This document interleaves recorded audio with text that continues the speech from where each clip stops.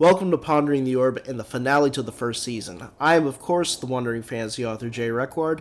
Happy to see you here after 12 wonderful episodes. Today we are going to take ourselves on one last march down these well-trod paths and hopefully find the start of a few others. But before we begin, please like the video and subscribe to the channel. Let's go on an adventure.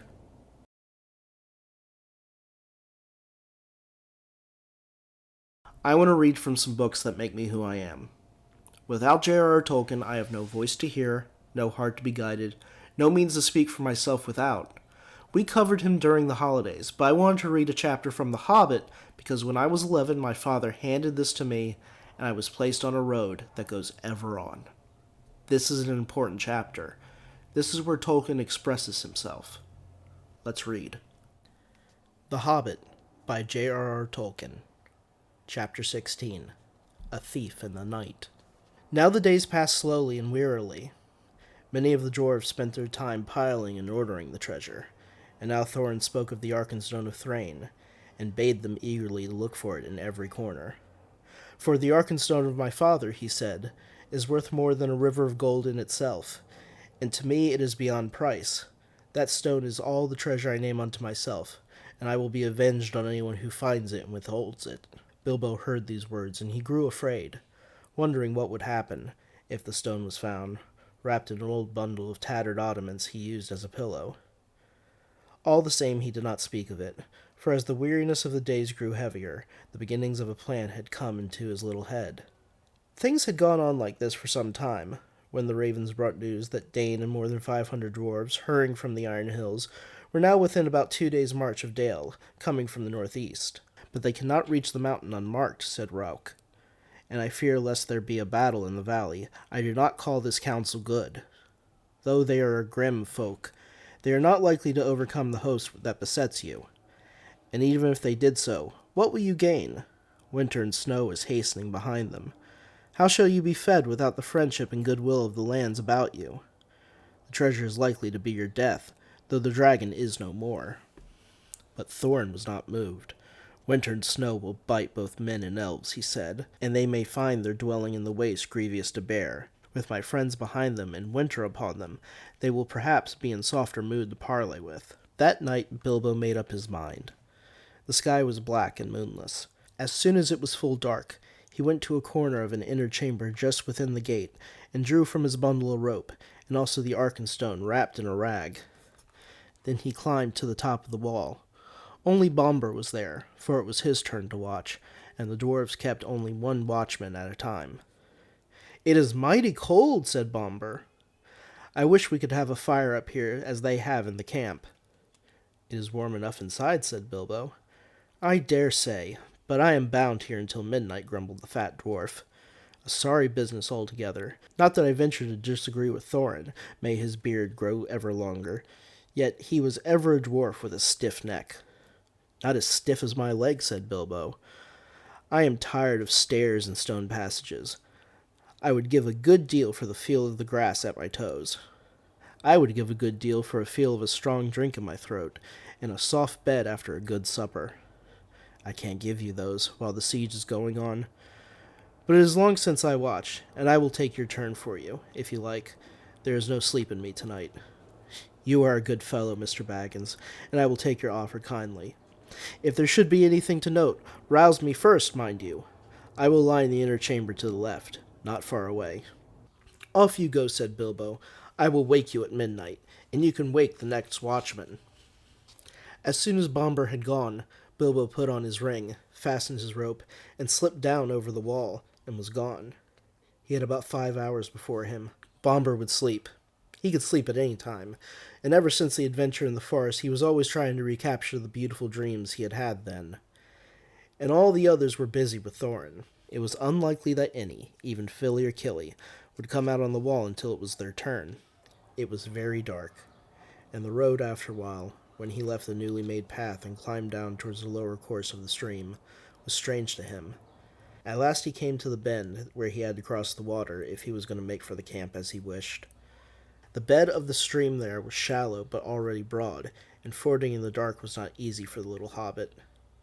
He was nearly across when he missed his footing on a round stone and fell into the cold water with a splash. He had barely scrambled out on the far bank, shivering and spluttering, when up came the elves in the gloom with bright lanterns in search for the cause of the noise. "That was no fish," one said. "There's a spy about us. Hide your lights. They will help him more than us. It is that queer little creature that is said to be their servant." "Servant, indeed," snorted Bilbo, and in the middle of his snort he sneezed loudly, and the elves immediately gathered towards the sound. "Let's have a light," he said. "I am here if you want me," and he slipped off his ring and popped from behind a rock. They seized him quickly, in spite of their surprise. "Who are you? Are you the dwarves' hobbit? What are you doing? How did you get so far past our sentinels?" they asked one after the other. "I am Mr. Bilbo Baggins," he answered, "companion of Thorin, if you want to know. I know your king well by sight, though perhaps he doesn't know me to look at. But Bard will remember me, and it is Bard I particularly want to see." "Indeed," said they, "and what might be your business?" "Whatever it is my own, my good elves. But if you wish to ever get back to your own woods from this cold, cheerless place," he answered, shivering, "you will take me along quick to a fire where I can dry, and then you will let me speak to your chiefs as quick as may be. I only have an hour or two to spare." That is how it came about that some 2 hours after his escape from the gate, Bilbo was sitting beside a warm fire in front of a large tent, and there sat two, gazing curiously at him, both the elven king and bard. A hobbit in elvish armor, partially wrapped in an old blanket, was something new to them. "Really, you know," Bilbo was saying in his best business manner, "things are impossible. Personally, I am tired of the whole affair. I wish I was back in the West in my own home, where folk are more reasonable. But I have an interest in this matter, 1/14 share to be precise, according to a letter which I fortunately believe I have kept." He drew from a pocket in his old jacket, which he still wore over his mail, crumpled and much folded, Thorin's letter which had been put under the clock in his mantelpiece in May. "A share in the profits, mind you," he went on. "I am aware of that. Personally, I am only too ready to consider all of your claims carefully, and deduct what is right from the total before putting in my own claim. However, you don't know Thorin Oakenshield as well as I do now. I assure you, he is quite ready to sit on a heap of gold and starve, as long as you sit here." "Well, let him," said Bard. "Such a fool deserves to starve." "Quite so," said Bilbo. "I see your point of view. At the same time, winter is coming on fast. Before long you will be having snow and whatnot, and supplies will be difficult. Even for elves, I imagine. And there will be other difficulties. You have not heard of Dane and the dwarves of the Iron Hills?" "We have, a long time ago. But what has he got to do with this?" asked the king. "I thought as much. I see I have some information you have not. Dane, I may tell you, is less than 2 days' march off, and has at least 500 grim dwarves with him. A good many of them have had experience in dreadful dwarf and goblin wars, of which you have no doubt heard. When they arrive, there may be serious trouble." "Why do you tell us this? Are you betraying your friends, or are you threatening us?" asked Bard grimly. "My dear Bard," squeaked Bilbo, "don't be so hasty. I've never met such suspicious folk. I am merely trying to avoid trouble for all concerned. Now I will make you an offer." "Let's hear it," they said. "You may see it," said he. "It is this," and he drew forth the Arkenstone and threw away the wrapping. The Elven King himself, whose eyes were used to things of wonder and beauty, stood up in amazement. Even Bard gazed marveling at it in silence. It was as if a globe had been filled with moonlight and hung before them in a net woven of the glint of frosty stars. "This is the Arkenstone of Thrain," said Bilbo, "the heart of the mountain, and it is also the heart of Thorin. He values it above a river of gold. I give it to you. It will aid in your bargaining." Then Bilbo, not without a shudder, not without a glance of longing, handed the marvelous stone to Bard, and he held it in his hand, as though dazed. "But how is it yours to give?" Bard asked at last with an effort. "Oh, well," the hobbit said uncomfortably, "it isn't exactly, but, well, I am willing to let it stand against all my claim. Don't you know, I may be a burglar, or so they say. Personally, I've never really felt like one. But I am an honest one, I hope, more or less. Anyway, I'm going back now, and the dwarves can do what they like to me. I hope you will find it useful." The Elven King looked at Bilbo with a new wonder. "Bilbo Baggins," he said, "you are more worthy to wear the armor of elf princes than many that have looked more comely in it." but I wonder if Thorin Oakenshield will see it so. I have more knowledge of dwarves in general than you have, perhaps. I advise you to remain with us, and here you shall be honored and welcome. Thank you very much, I'm sure, Bilbo said with a bow, but I don't think I ought to leave my friends like this, after all we've gone through together. And I promised to wake old Bombur at midnight, too. Really, I must be going, and quickly.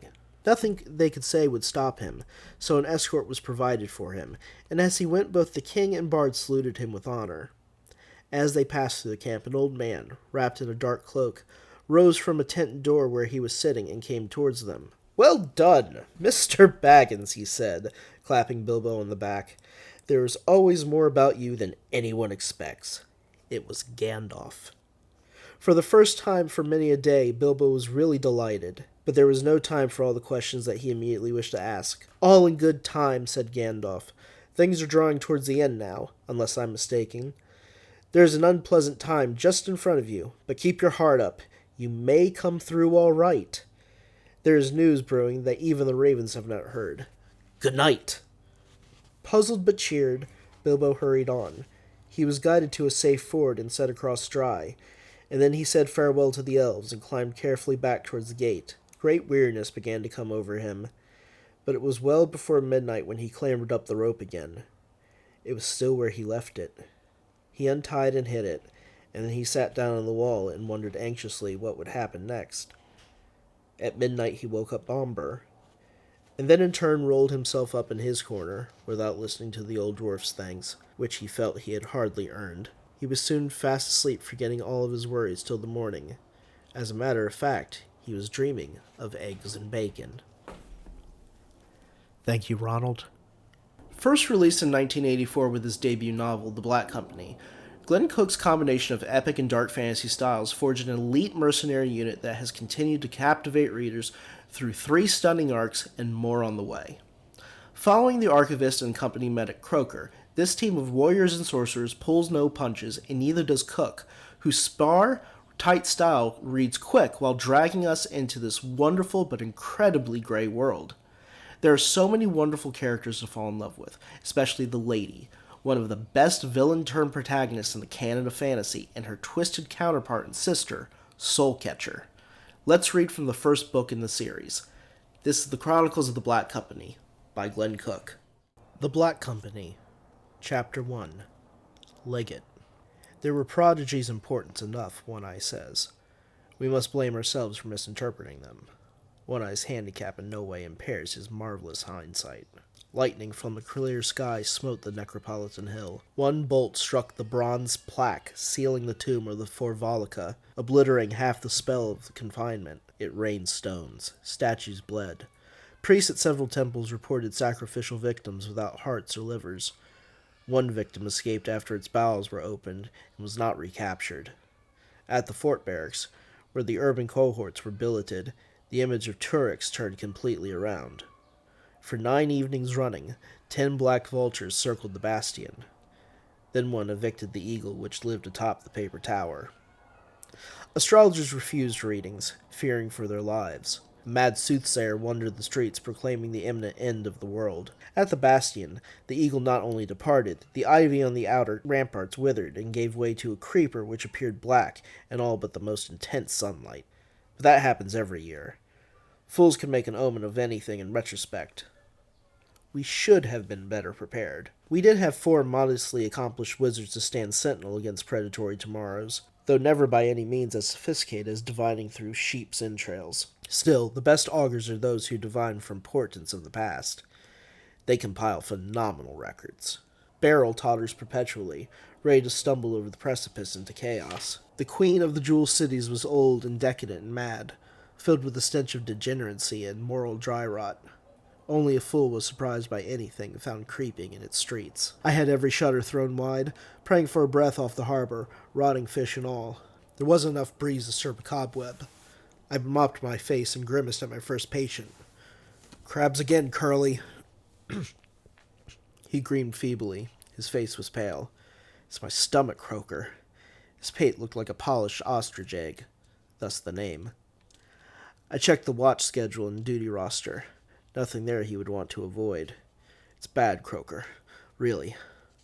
I assumed my professional demeanor, sure what it was. His skin was clammy despite the heat. Eaten outside the commissary lately, Curly? A fly landed on his head, strutted like a conqueror. He didn't notice. Yeah, 3, 4 times. I mixed a nasty, milky concoction. Drink this. All of it. His whole face puckered after the first taste. Look, Croaker, the smell of the stuff revolted me. Drink, friend. 2 men died before I came up with that. Then Pokey took it and lived. Word was out about that. He drank. You mean it's poisoned? The damn blues slipped me something. Take it easy. You'll be okay. Yeah, it looks that way. I had to open up Walleye and Wild Bruce to learn the truth. It was a subtle poison. Get over there on the cot where the breeze will hit you. If the son of a bitch ever comes up. And lie still. Let the stuff work. I settled him down. Tell me what you ate outside. I collected a pen and a chart tacked onto a board. I'd done the same with Pokey, and with Wild Bruce before he died, and had Walleye's platoon sergeant backtrack his movements. I was sure the poison had come up from one of several nearby dives frequented in the Bastion garrison. Curly produced one across the board match. Bingo, we've got the bastards now. Who? He was ready to go settle up himself. You rest. I'll see the captain. I patted his shoulder, checked the next room. Curly was it for the morning sick call. I took the long route, along Trajan's Wall, which overlooks Barrel's Harbor. Halfway over I paused, stared north, past the mole and lighthouse and the fortress island, at the Sea of Torments. Partly colored sails speckled the dingy gray-brown water as coastal dhows scooted out along the spider web of routes linking the jewel cities. The upper air was still and heavy and hazy. The horizon could not be discerned, but down in the water the air was in motion. There was always a breeze out around the island, though it avoided the shore as if fearing leprosy. Closer at hand, the wheeling gulls were as surly and lackadaisical as the day promised to make most men. Another summer in service of the Syndic of Barrel, sweating and grimy, thanklessly shielding him from political rivals and his undisciplined native troops. Another summer busting our butts for Curly's reward. Pay was good, but not in coin of the soul. Our 4 brethren would be embarrassed to see us so diminished. Barrel is misery-curdled, but also ancient and intriguing. Its history is a bottomless well filled with murky water. I amused myself plumbing its shadowy depths, trying to isolate fact from fiction, legend and myth. No easy task, for the city's earlier historians wrote it with an eye to pleasing the powers of their day. The most interesting period for me is the Ancient Kingdom, which is the least satisfactorily chronicled. It was then, in the reign of Niam, that the Forvalaka came, were overcome after a decade of horror, and were confined in their dark tomb atop the Necropolitan Hill. Echoes of that terror persist in folklore and matronly admonitions to unruly children. No one recalls what the Forvalaka were. I resumed walking, despairing of beating the heat. The sentries, in their shaded kiosk, wore towels draped around their necks. A breeze startled me. I faced the harbor. A ship was rounding the island, a great lumbering beast that dwarfed the dhows and feluccas. A silver skull bulged at the center of its full belly black sail. That skull's red eyes glowed. Fires flickered behind its broken teeth. A glittery silver band encircled the skull. What the hell is that? A sentry asked. I don't know, Whitey. The ship's size impressed me more than did its flashy sail. The 4 minor wizards we had in the company could match that showmanship, but I had never seen a galley sporting 5 banks of oars. I recalled my mission. I knocked on the captain's door. He did not respond. I invited myself inside, found him snoring in his big wooden chair. Yo! I hollered. Fire! Riots in the Groan! Dancing at the Gate of Dawn! Dancing was an old-time general who had destroyed Barrel. People still shudder at his name. The captain was cool. He didn't crack an eyelid or smile. You're presumptuous, Croaker. When are you going to learn to go through channels? Channels meant bug the lieutenant first. Don't interrupt his nap unless the blues are storming the Bastion. I explained about Curly in my chart. He swung his feet off the desk. Sounds like work for mercy. He swung his feet off the desk. Sounds like work for mercy. His voice had a hard edge. The Black Company does not suffer malicious attacks upon its men. While this might be the season finale, something is always occurring. Like my new book! Available now from your friendly online booksellers, I'm proud to introduce to you my novel ATENIA, an epic sword and sorcery adventure. Inspired by classical fantasy series like Tolkien's Children of Hurin, George R. R. Martin's A Song of Ice and Fire, and the video game series Shadows of Mordor, this tale is one of betrayal, redemption, rebellion, and the gray places between the light and the dark. For 15 years, Queen Regent Francisca de Vere has ruled ATENIA alongside the mysterious sorcerer Glen. Her gilded citadel built on suffering, brutal knights enact her will, leaving her power unquestioned, until Hadra sets fire to the fields outside the city. 3 wraiths appear in their fiery wake, kicking off a rebellion of bloodshed and magic. Swept by the tide of battle, Hadra embarks upon a path of reckoning and redemption, one that will bring her face to face with ATENIA's sins. It ends, cries the burning face in the skies above ATENIA. It ends. Forces gather, the siege is set, and moment by moment the rebellion against Francisca grows. But what will Hadra uncover when the fires burn out? Hope, damnation, and freedom collide in this scorching novel for fans of A Song of Ice and Fire, Shadows of Mordor, and Chronicles of Amber. The print edition should be here very soon, but the ebook is available now. Sign up for a newsletter below and win the chance to win a signed copy. Let's read from ATENIA. ATENIA by Jay Requard. Chapter 1. The Wraiths. Hadra tried to shut her mouth. Anything to steady her rapid breath or the pounding in her chest. She struggled to strike the flint to the stone at the correct angle, fingers too numb to grip the gray trip properly as she scratched against the iron nail she had found in the dirt. The night air, cold and stinging, bit her face as she worked to light the torch between her knees, half sunken in the wet grass. "Please, Crook, please," she whispered to the shepherd guarding the living, hoping the archers on the palisade did not spot her. She had covered her dark hair in a black shawl, smudged her face in coal ash and stinking mud, and dirtied her clothes not to stick out against the edge of the northern field where the Queen Regent's grain was grown. No thought on the starvation she was about to inflict on her neighbors.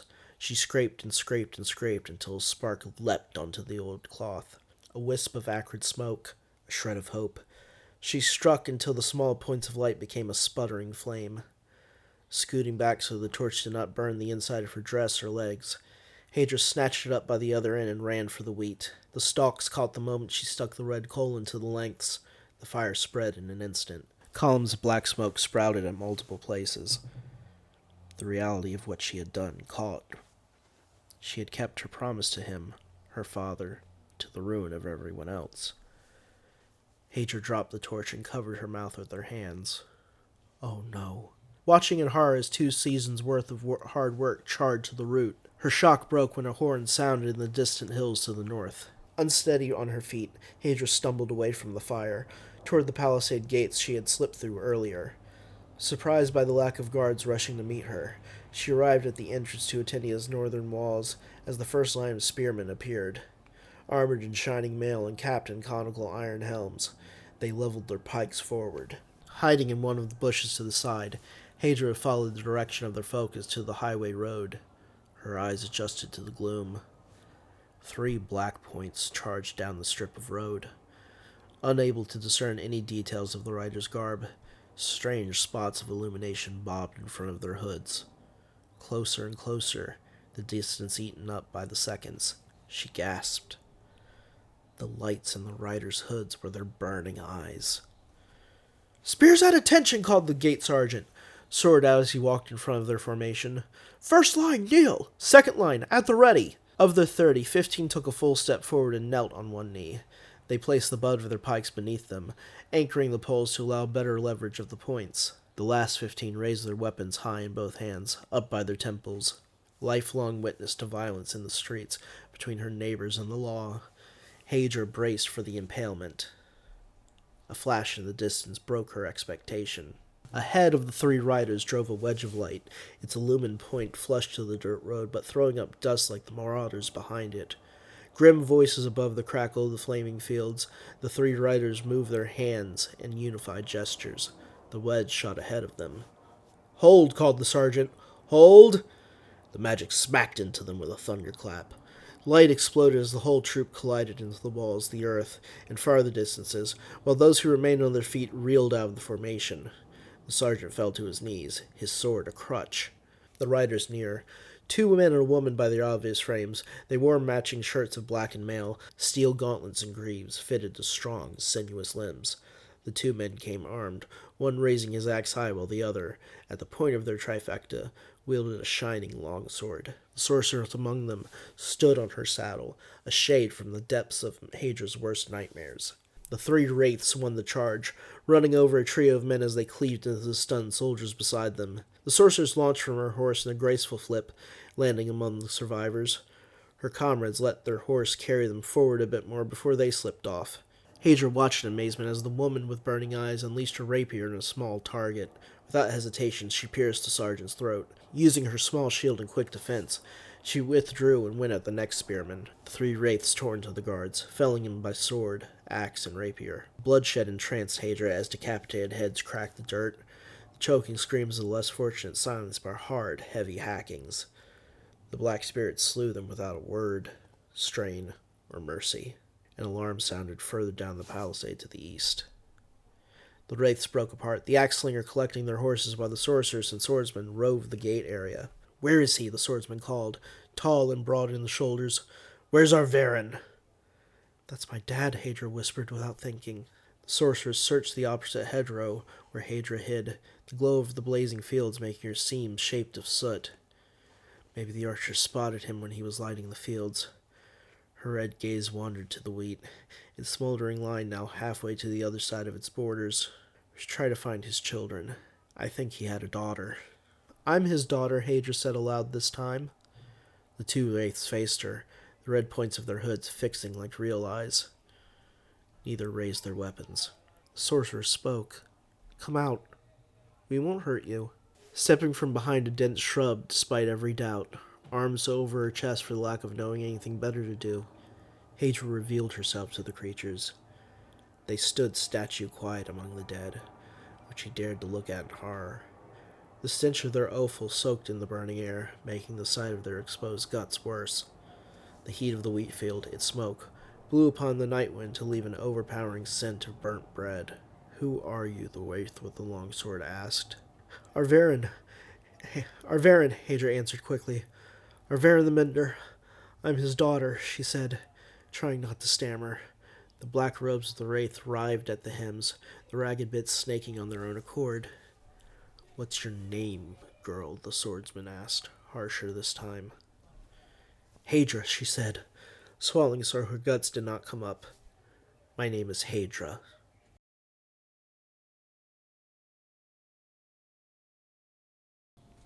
When we started 12 episodes ago, I wanted to make synthwave and its corresponding genres a focal point in the show because in a time of chaos and ugliness, I want to play music that inspires peace and beauty. Synthwave, at its core, is about the beauty of the music pressed through the keys on the board. Our final guest for this synthwave selection in our music segment is a Dutch composer who, without a shadow of a doubt, is special. Issuing a stunning collection of immaculate EPs and full albums in only the span of 5 years, SHEAF is without a doubt a wonder among wonders I can show on a broadcast like Pondering the Orb. Like every other synthwave artist who has taken a chance on this show, I want to thank them and every one of these great composers. Let's listen to Intuition from the 2022 EP by SHEAF, Intuition.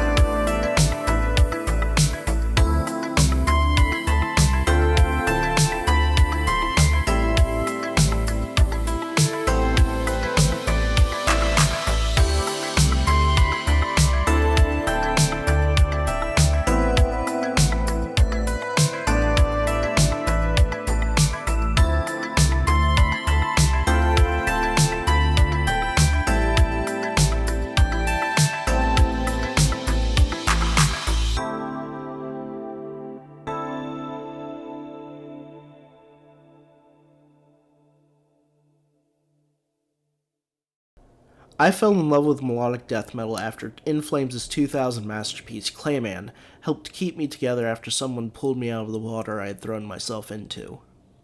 Since then, this genre has been as much lifeblood to me as it has for so many caught between darkness and light, good and evil, and all the gray they bind together.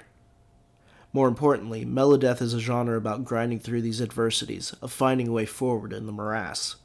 This song is from Australian indie superstars Eye of the Enemy, who gird us for that fight with a thundering track from their 2014 classic, The Vengeance Paradox. This is The March.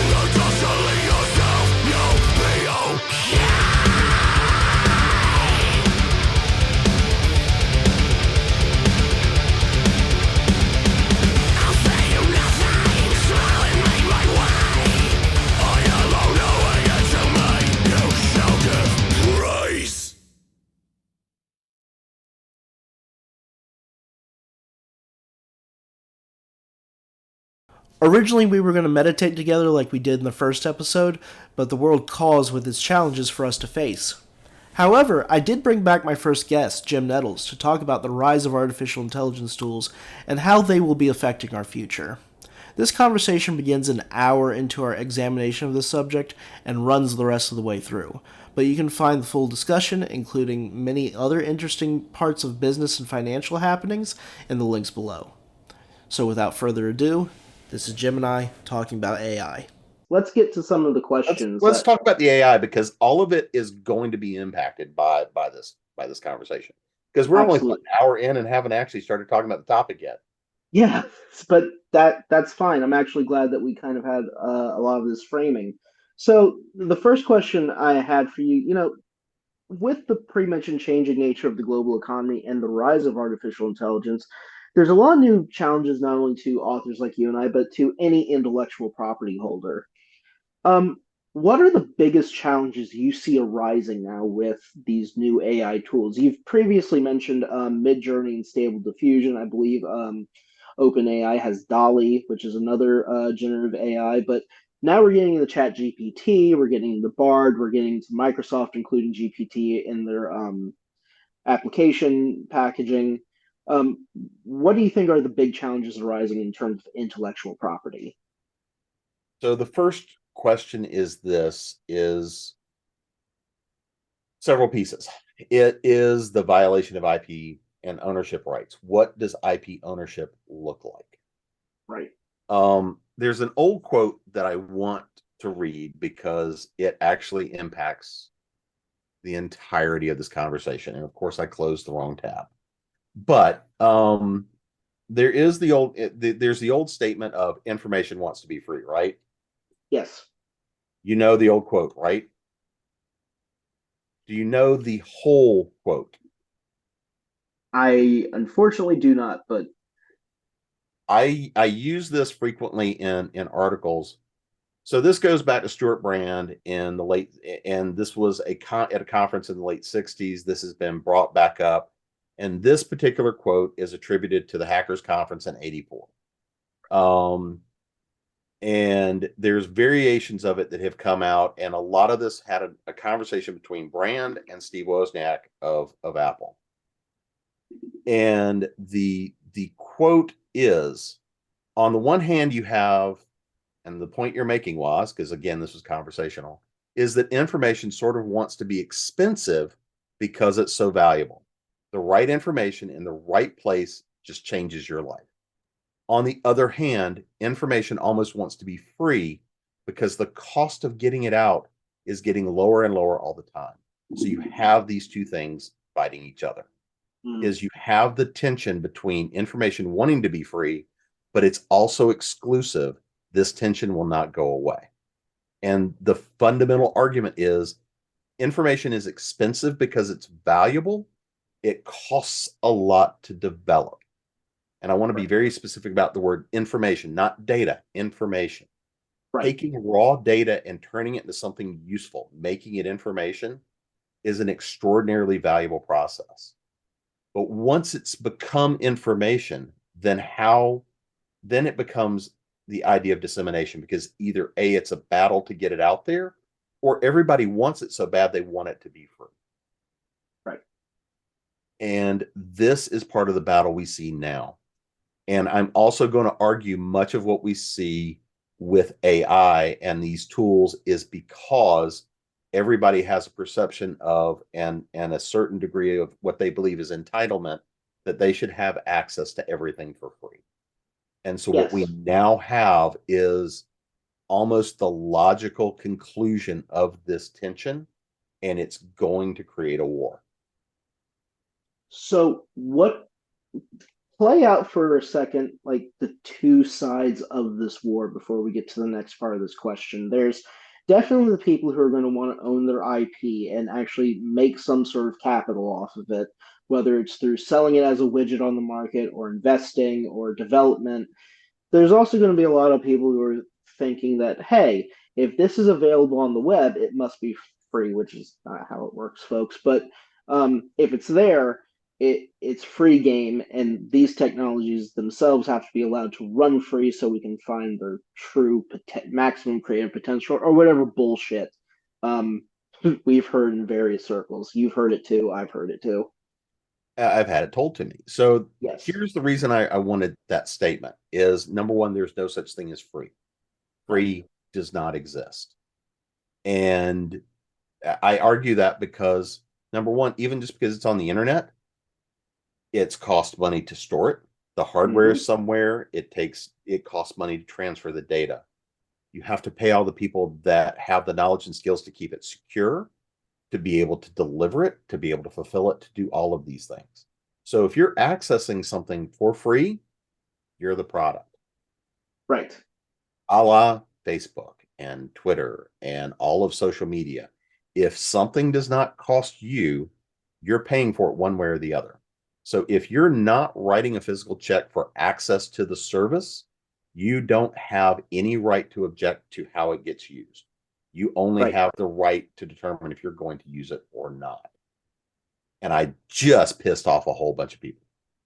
Well, we could get into so many different conversations about so many different tools right now that this applies to, but Now, yeah, so to go to that conclusion, when we look at the AI tools, when we yes, look at things like Midjourney, where now what's happening is we have to understand what's been used to teach these particular tools. So if right, we look at things on the artistic side, the Dollies, the Midjourneys, these platforms that are going out and developing imagery, the earliest iterations of these were building fractals and building things based off of rule sets. Some of right, them used existing artwork as inspirations, but largely it was algorithmic to design and create things. Now with LLMs, the large learning and these large language libraries, and artwork is just another language. It's mathematical artwork. It's a mathematical language. Taking in these large volumes of works, when we took in things that were in the public domain, works that have long been around and everything else, there was an argument for that being okay because it was in the public domain. It was known, it was seen, it was public. But that means you're limited at the period of time that you can study and artistic styles and things like this. right, So the next thing you have to look at is looking at artwork from other periods, other styles, other creators. But if it's not the public domain, someone owns that and should be compensated for that access in some way, shape, or form. If they've given, and if they've given a Creative Commons license or free access for things to use it, that's fine. They should still be recognized and credited. But right, if you're just going out there and looking at someone's artwork online and randomly scraping and pulling in these large volumes, you should be paying those artists. And how do we know that in many of these cases, specific artworks have been the foundation for artwork generated? Because artists have been able to show where in their source piece of artwork, their signature was, and there's a scribble that's been sort of blended by the AI, but you can tell exactly where it is, and the artworks line up perfectly. right. And that is a violation of somebody's IP. That is a Oh yeah, violation of creative activity, their output, everything else. And so when we look at intellectual property, the first war that's got to be fought here is how do we attribute and how do we track the ownership of this intellectual property? This is where blockchain technologies are offering a potential solution to create and register these items. absolutely. It's interesting that you bring up the blockchain, and we now have this kind of public use of artificial intelligence tools. Do you think that the arrival of artificial intelligence tools is finally the thing that blockchain needs to actually, I guess, kind of formulate itself into a way that is more readily accessible for public use? Because for a long time, there's been a real question of like, how do we really apply the blockchain to, all sorts of different things? And there's always been a question of like, okay, how do you secure these ledgers? How do you make sure that the right people can access them? How do you make sure that the wrong people can't access them? And there's been a large amount of debate. For the most part, blockchain has only been used in large scale for like things like cryptocurrency, which is not a great example of what its potentials could be. Do you think that those potentials are now going to be hit because we have these AI tools? I think people are now going to be more accepting of other technologies that create Ah, control. gotcha. And this is where everybody's now gotten used to the idea of blockchains as cryptocurrencies and the great NFT crisis, right? Right. That's what everybody thinks blockchain is, but that's not really what it is. Oh no, it can be Um, so much more. it is an elegant technology that can create and capture a full history of everything having to do with a digital asset. Right. and the potentials are extraordinary. Now, so I think that that's one of the things we've got to look at is, are the options there? In fact, I had a conversation about this about 2 hours ago with a blockchain company. So when we look at the potential of what happens with assets and what happens with people's intellectual property, the first thing people have to recognize is the courts have not had time to settle legal to create legal precedent. Right. But there are some extraordinary lawsuits that are currently in the court system that are being fast tracked and expedited because the courts recognize this is potentially beyond a disruptive technology. Right, and we'll actually touch on some of those lawsuits here in a bit. But kind of getting into like, the way IP holders have to deal with AI going forward, how do you think in the immediate future these narrow AI tools are going to be deployed in a way that maybe IP holders should be looking forward to? You talked a little bit about, there's a lot of downsides to this, but you've also mentioned there are some potential upsides. What do you think those are going to be, especially for creatives like you and I? So here's one of the things I'm going to say. I know everything I've come off with right now so far has probably sounded negative. It's not. I'm not viewing it from a positive or a negative. Right. I'm looking at things from the here is what this means and the implications. Right. Now, here's where I think the positive side of these tools falls. I think there's a number of things, and one of the aspects to this, and again, this is in and of itself both a positive and a negative. For those people who are early in career or struggling with skills and with struggling with technique, right? Mm-hmm. These technologies have the ability to help level people up significantly. Yes. For people with skills and talents, it's going to speed them up significantly. Yes. And I what do I I mean can by speak that? to that myself. Yeah. So let's take nonfiction for a minute. Let's take the idea of a sales letter, much like Mm-hmm. I was talking about. I don't remember if it was before we got on or not, but I was talking about the fact that I've had conversations with a number of agencies that are looking and saying, "No, this is AI generated. You're gone.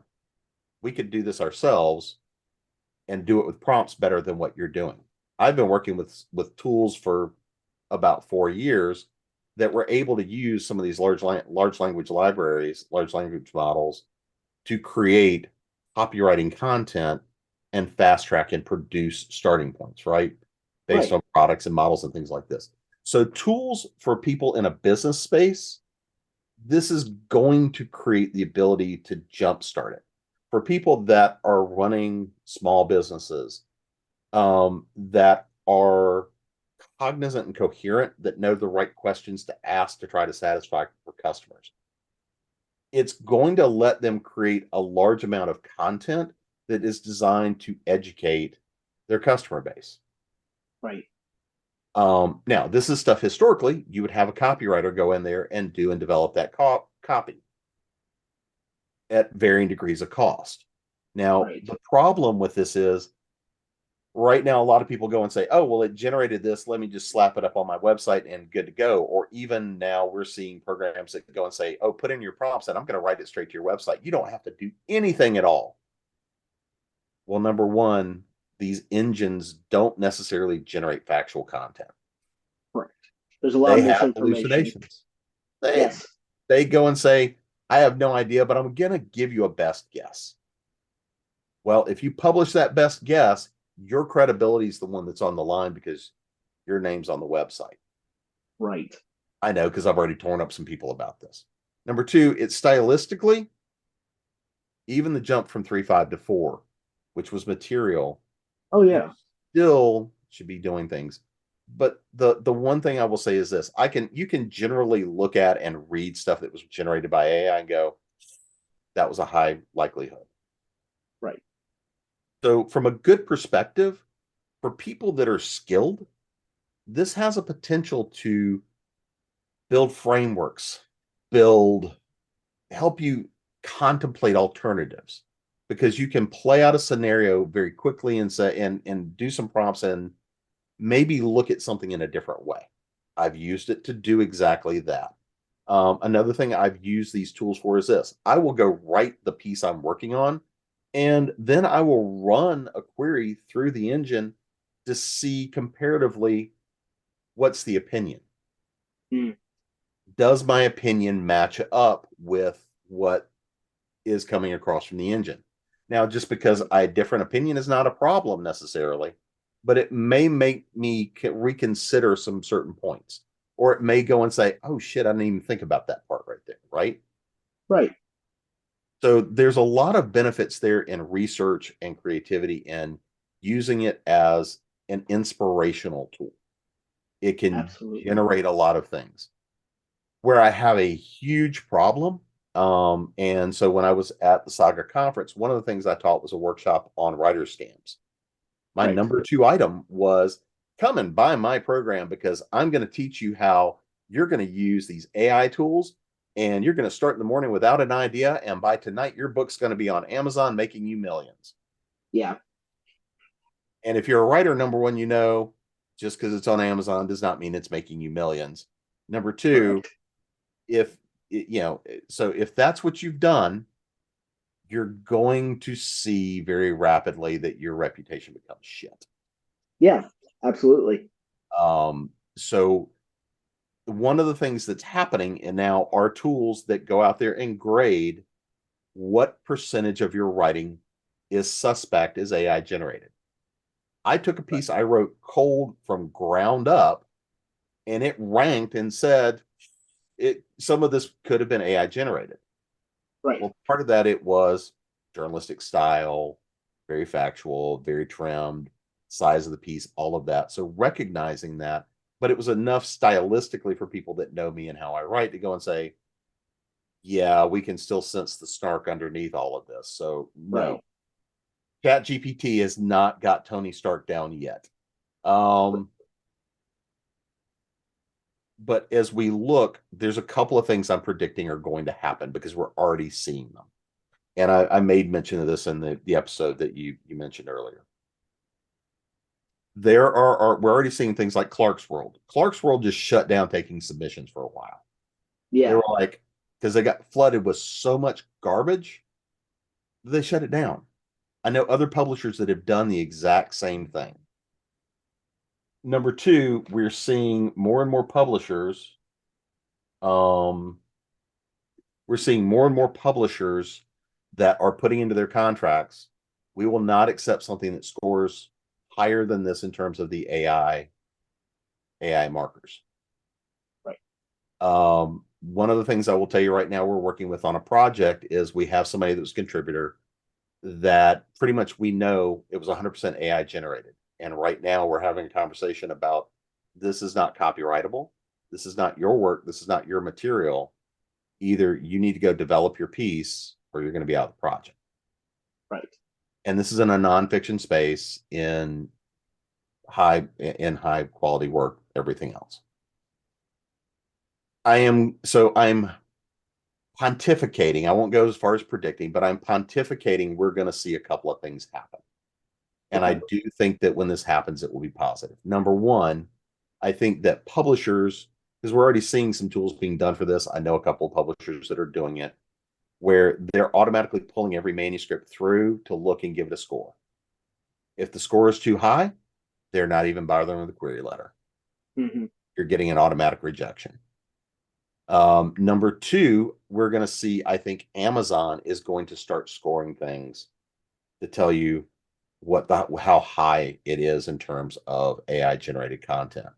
Because I think they're probably not necessarily going to have a choice. And I think that California, New York, and the EU are going to be what drive this. Again, I'm pontificating here, but because intellectual property laws are so different, right. And because this is working its way through the courts, I think that what we're going to see is going to be mandatory labeling, almost as a quality score Mm-hmm. for it. Or I won't say the downside. The other side of this too is I think we're also going to start seeing writing quality scoring and other metrics put out on these digital marketplaces, because if I got to run it through for that, I may as well tell you things like education level, writing quality, Yeah.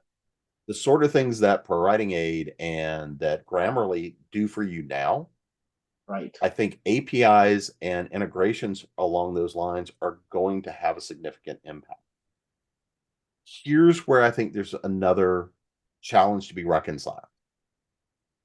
So if I take an article and I run it through the scorer, and because of writing style, it'll usually come in at a couple of points, right? Hmm. I use a Grammarly or a Per Writing Aid to help refine my writing, that AI score starts to climb up because, again, it recognizes some of the patterns. Right. Because now tools like Microsoft Word have exactly integrated these tools into them, because we now see Chat GPT being integrated into everything across the board on the Microsoft platform. Right. This is going to throw that into a bit of chaos, because like I say, I was just editing and I was using the advice from Microsoft Word. Right. And So that really throws up now in terms of like the actual quality of the work that you can produce just off of Word. right. Um, what steps do you think IP holders should be taking in this transforming landscape at this moment then? Um it's going to be one of those things, I think, to an extent, is determined by what you're writing. So if you're writing, and I'm putting this specifically in writing for the moment, because this is one of the harder challenges to get to.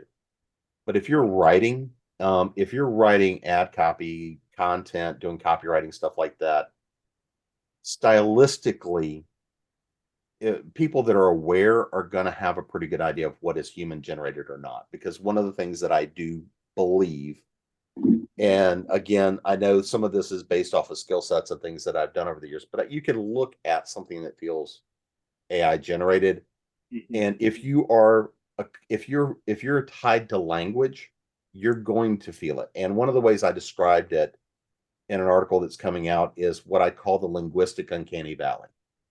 Mm, Is it feels sterile. yes. It lacks something. Even if you can mimic somebody's personality type, mimic voice, all the things that are starting to be there now, it still lacks something. It lacks part of that human essence. And in some marketplaces, that's going to be fine. And I think that this is going to proliferate. It's here, and it's going to replace a lot of the low-level copywriting jobs.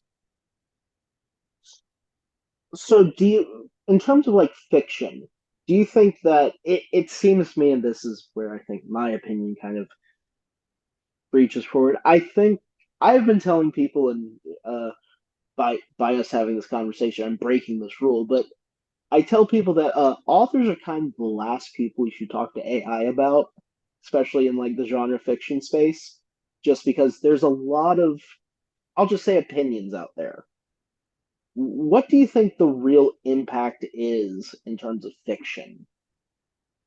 Because at the moment, I think we're still a good bit of ways away from certain fears that people are just jumping to happening. Here's what we can say factually, because it's what we're seeing. Right. People are cranking out crap, slapping, and doing exactly what I talked about. They're using the AI to generate a story. They're slapping a cover on it and sticking it up. You know what? I don't care. Yeah. Because again, they're generating stuff out there, and some of it may catch because if somebody gets the prompts and stuff down.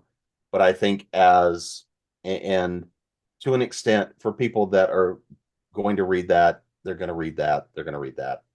So what? Because Amazon is not yet had the ability to go in and say, we're going to score this for you and tell you. So how many readers are going to care? I think a lot of them. Right. If you're a real, and I know I'm being a little harsh about this. If you're a real fiction writer, in other words, you're putting in the work, you're putting in the time, even if you haven't really finished developing your craft, but you're working on it. These tools are going to offer you ways to learn, ways to expedite some of your things, and they may help you ramp your craft faster. Right. But here's the big but. It's much like anything else. If you learn with this crutch, if you learn with these training wheels and you don't learn the real ways of learning the craft, Yes. you're going to continue to produce mediocre work. Absolutely. Yeah. If you want to stand out, you're going to create the original work, which is the stuff that readers ultimately follow and track and build a following. While these are tools that I think have the possibility of helping to fast track a lot of work. They have the ability to help, because I mean, again, we all, it's the dirty tool. As writers, we have a lot of crutches. We've Right. got Save the Cat as a model. We've got, there's story beats. There's a lot of writing models that are out there we start from to start with. So Right. Absolutely. if I can put in prompts and an idea that gives me some sort of an outline to chase through and to see does it work or not, that's no different from well, it is different, but if I'm working with the story prompts and that idea, it may let me see how something develops faster, but it's my prompts, but it's not Right. dialogue, Well, I can not give an voice. example.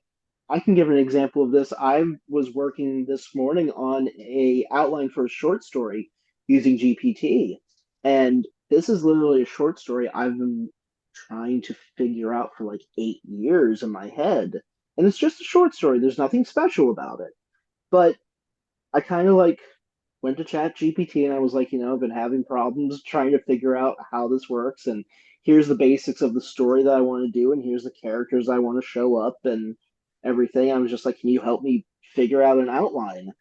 And, literally 10 minutes later, it gave this idea like, well, why don't you have this character go and do this? And that literally fixed 8 years of work in literally 15 minutes time. Like you say, it really does have the ability to help people fill in the gaps with their skill set, but also conceptually. Like the the potential it has in terms of how we conceive things creatively and how these large language models and even the generative AI engines, once they get figured out, like it really has the ability to give us things that we've never had before and ways of dealing with things that we've never had before. And I think you're right. But one thing I do kind of want to ask, when it comes to our intellectual property and it comes to like dealing with publishers now, because I think, I follow an account on Instagram that's called Hugs and Kisses Publishing. It's kind of like it's kind of a burner account from these people who work inside New York Publishing talking about like all the things that are going on. So with the recent Collins strike and talking about like how much they were actually getting paid inside these publishers and everything, and how much like Publishers Weekly and New York Times have been lying for the sake of the publishers and all that. Um, One thing that kind of came out is that uh, Penguin Random House and I think Simon and Schuster want to start using an AI to, I guess, do some level of editing. That was all that was really said in the meeting. That was there was going to be some sort of level of editing done. What do you think that means, and what do you think authors, especially if they're going to these larger publishers still, which we have mixed opinions about that, um, what do you think that they should be ready for? Or they should come in with, because I'm about to have a conversation with the publisher about our contract that we have together and like where does this now fit into this, and I may want something added in. Right. So, number one, I think that, and I've talked about this some. There are, I'm going to go back to like Grammarly, Pro Writing Aid. Some of these tools have already been there to help do some degree of editing, right? Right. If we look, there are already people who are using AI-driven tools to go and flag a lot of things within content. There's already a lot of tools that have been being used for years. They're talking about this as the next generation of it. Here's what I have at least seen. I'm yet to see an AI now, but I can conceptualize of how it would do this. But I'm yet to see the AI that can go and point out plot holes. Right. I'm yet to see the AI that is going to tell you changed your voice 4 times in this character. Mm-hmm. I'm yet to see those kinds of things that are the heart and core of story. One of the things about New York publishing is the larger the press, the larger the name, the more we used to look at them as polished works, right? Right. But now it seems to sand off those more unique elements. Yes. I don't want to it's I don't want to use the term generic because it's not true. But I mean, if you look at the biggest names, a lot of the time when you read the story, you can see the plot coming because they're hitting the formula. They're hitting the numbers Yes. because that's what the editors know how to do and do fast. And this is what readers expect from that size publisher. The Right. question is this: are these tools going to be refining and speeding up the process of polishing those edges for that size publisher? Or are they going to ultimately become the thing that gets overly relied upon and the quality continues to go down out of New York? Because this is one of those things that, to me, it has felt like the quality out of New York is not what it was even 5 years ago. Well, part of it is what you just brought up.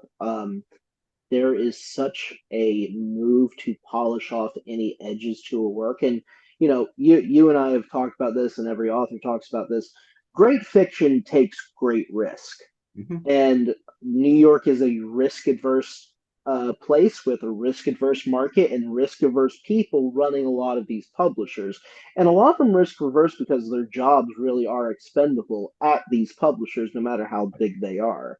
Um, but I kind of wanted to jump to our second question because you brought it up in terms of like these narrow AI tools having hallucinations, the large scale misinformation we've seen. But two more direct questions. ChatGPT 3.5, we now have 4. Bard from Google and Microsoft have had varying results in this. Where I'd be interested to see what kind of generation you think we're in terms of the narrow AIs, but there are some big misconceptions of what these AIs will bring about. What do you think is, and you've kind of touched on some of these, but what do you think are the biggest misconceptions people have about these tools right now? I think the biggest one is that it's a panacea Right. for people that are not used to language the same way as a writer or people that live it. Hmm. They're not going to see the faults the same way, but customers will, readers will. That's the first thing, is that just what they do and what they generate is still going to give you average. It's going to give you midpoint. For some purposes, that's acceptable. Um, but realistically, I think the first misconception is that it's going to give you, oh, it's a finished work, where it's definitively not. The second thing I think is that people don't necessarily know the data sources. Right. One of the biggest problems I see, and this is something I've tested in the engines, is knowing where the education of these systems came from. Because if you think about it, we basically treat them like toddlers and we expose them to a lot of language to break down and study. And so that the way that works, the way these language repositories are built, when you look at what was used as data sources, like Wikipedia, Right. when you use things like, some of the open source libraries, and again, a lot of people's owned texts and licensed texts were brought into and scooped through that, which is one of those lawsuits. Right. Um, Twitter was used as a source, as a definitive language source. Well, there's the fucking problem right there. When you look Yeah. at the breakdown of the data sources that were used to train these systems, I think if once you start spending some time and learning to understand how these systems learn, and what some of these things, because again, I'm going to oversimplify this and I'm going to send some friends of mine in the industry into apoplexy, which would be kind of entertaining with the nasty tweets or the nasty texts when they come. But to an extent, what you're looking at here is almost a lot like predictive text on your phone. Mm-hmm. Because it goes and it says, based on the language model and based on the questions and the prompts, I'm going to put together what seems most rational and logical. Now, instead of prompting you for the next word, it's putting together kind of an idea cloud and then refining the language. It's a really bad example for it, but for sake of simplicity, that's really what's kind of happening. Is it comes in and it says, based on the prompts, based on the constraints put in, here's the idea cloud, and I'm going to pull the language from that fits in it within the rules of the language. Right. And when that happens, again, interesting things happen because you can almost also look at the algorithmic nature of the language used. If you're used to looking at programmatic responses and things like that, you can see patterns in the language and repetitive natures and things like this that happen because you can tell how far ahead it can cache, but it wants to get the idea out, right? Absolutely, yeah. So when you look at that and you read that and look at this, you can see these patterns. And these are the sorts of things when we look at how these tools are going to be used. Now, if you've not played with GPT-4, the leap from 3.5 to 4 is concerning. Yeah. And I actually was talking to somebody earlier today, and I said, in ways that is terrifying. Yeah. I want to actually touch on those. Before we get to that, can you do something for my audience that I think um, we've been talking a lot about narrow AIs, and these are kind of tools that do one specific thing. One thing that recently came out, however, is that a lot of these, there was a paper, and I can't remember the author's name right now, but there was a paper that basically said sparks of artificial general intelligence. Can you kind of define the difference between narrow AIs and artificial general intelligence and just your kind of general reaction to the conversation around this idea right now? Yeah. So when we use the term artificial intelligence, and this gets thrown around a lot as a catch-all, we tend to have very specific targeted purposes for business intelligence, which really translates into things like I might create a chat bot that can respond to the top 100 questions that I get on my website, or as a customer service agent that can deal with the top 100 requests I get when I call into the customer service. Or it can be things like Grammarly and Pro Writing Aid, which, while those are language models, they're still very targeted into their capabilities. It's something that's niched. One of the places that I've dealt with a lot of this is in investment systems with things that track and look at investments and markets and how things are changing to make predictions. This is some of the things that have led to some of the financial crashes where some of the earliest days of those models didn't have the guardrails. Right. And led to market crashes or market shutdowns and things like this happen, right? What we're now getting into general AI, or basically the general AI model we're talking about here, the larger AI model is much more of the idea of something that has certain qualifications as a polymath. It has multiple uses, multiple inputs, and has a more holistic view. Again, a very simple explanation, but it is a system that has the ability to take a lot of different inputs and create some degree of reasoning around those to then give a reasoned response based on what it was asked. This is what ChatGPT does. This is what Midjourney does, is they take prompts, they take a lot of other larger libraries of data sources for comparison, and it then gives you the best guess. Right. It's an educated guess. And so when we talk about general intelligence or our general artificial intelligence, what we're talking about here is our systems that are much more multi-purposed, multi-use, have much wider capabilities, and feel much more cognizant of what's going on. Now, may I make a similarity for a second, or sure, a comparison? sure. I've been telling people when I've been speaking to people in these spaces that, like, when I think of a general artificial intelligence, I'm thinking of a lot about like the computer on the USS Enterprise D. Right. Like, you really do have something that's running a ship doing trillions of permutations a minute. It has a reason to why it's doing these things, but at the same time, you can go, computer, tell me how I can solve this problem, and it will actually help you solve that problem. Great example. Exactly. Now, there is a question here. And let's take the Enterprise. I want to actually compare for a minute HAL from Hmm. 2001 Yes. against the Enterprise. Which I think a lot of people are scared that we're going to end up with HAL instead of the Enterprise. Well, I think a lot of people equate HAL as having been much more intelligent than it Hmm. really was. Hmm.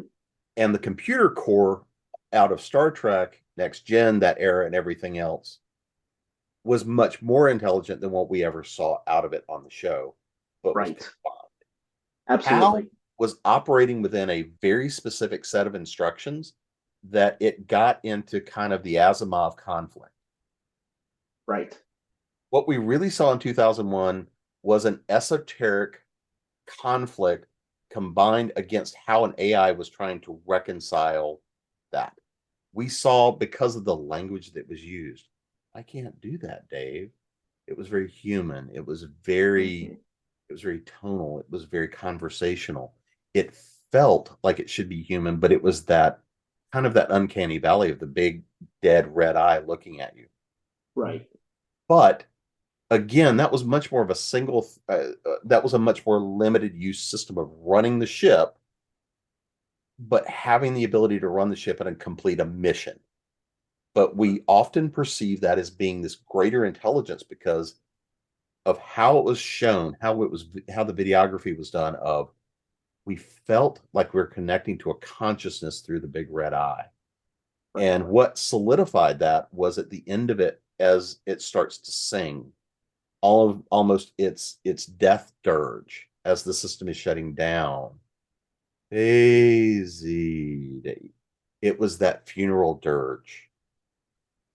Instead of people looking at it as that was one of the things that was used to program it, that was one of its earliest learning modalities, and that was kind of like the childhood memory at death. Right. Versus if we look at the computer core on the Enterprise, it's very responsive.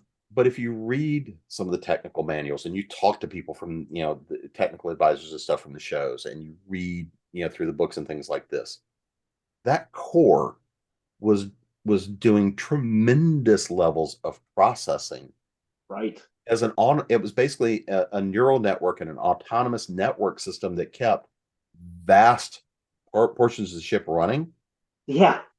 until something went awry and went, Now I need help. pardon Yeah. me, Jordy, can you come here? We got Right. Houston, we have a problem. Can I And talk to Data because Data might know what to do? and often I really want to blame Data for having caused the problem, but that's a different Right. story. So looking at those two as a comparison, I think is a good comparison of AGI. Hmm. But again, both of those operated within very specific limited uses. Correct. Versus an AGI is much closer to Data, Right. Yes. where but that's much further down the line with it had a personality and was it conscious? These are the Right. kinds of things that we were confronted on the show was what is consciousness? What is Absolutely. What life? is perception? Yeah. What is in these things? And this is what we're facing right now. Going back to the paper from Microsoft, where they wrote and said, we're seeing the first sparks of AGI. Hmm. So I want to go back a few months before that, because I think we all remember the Google engineer that came out and went, "It's alive! It's Right. alive!"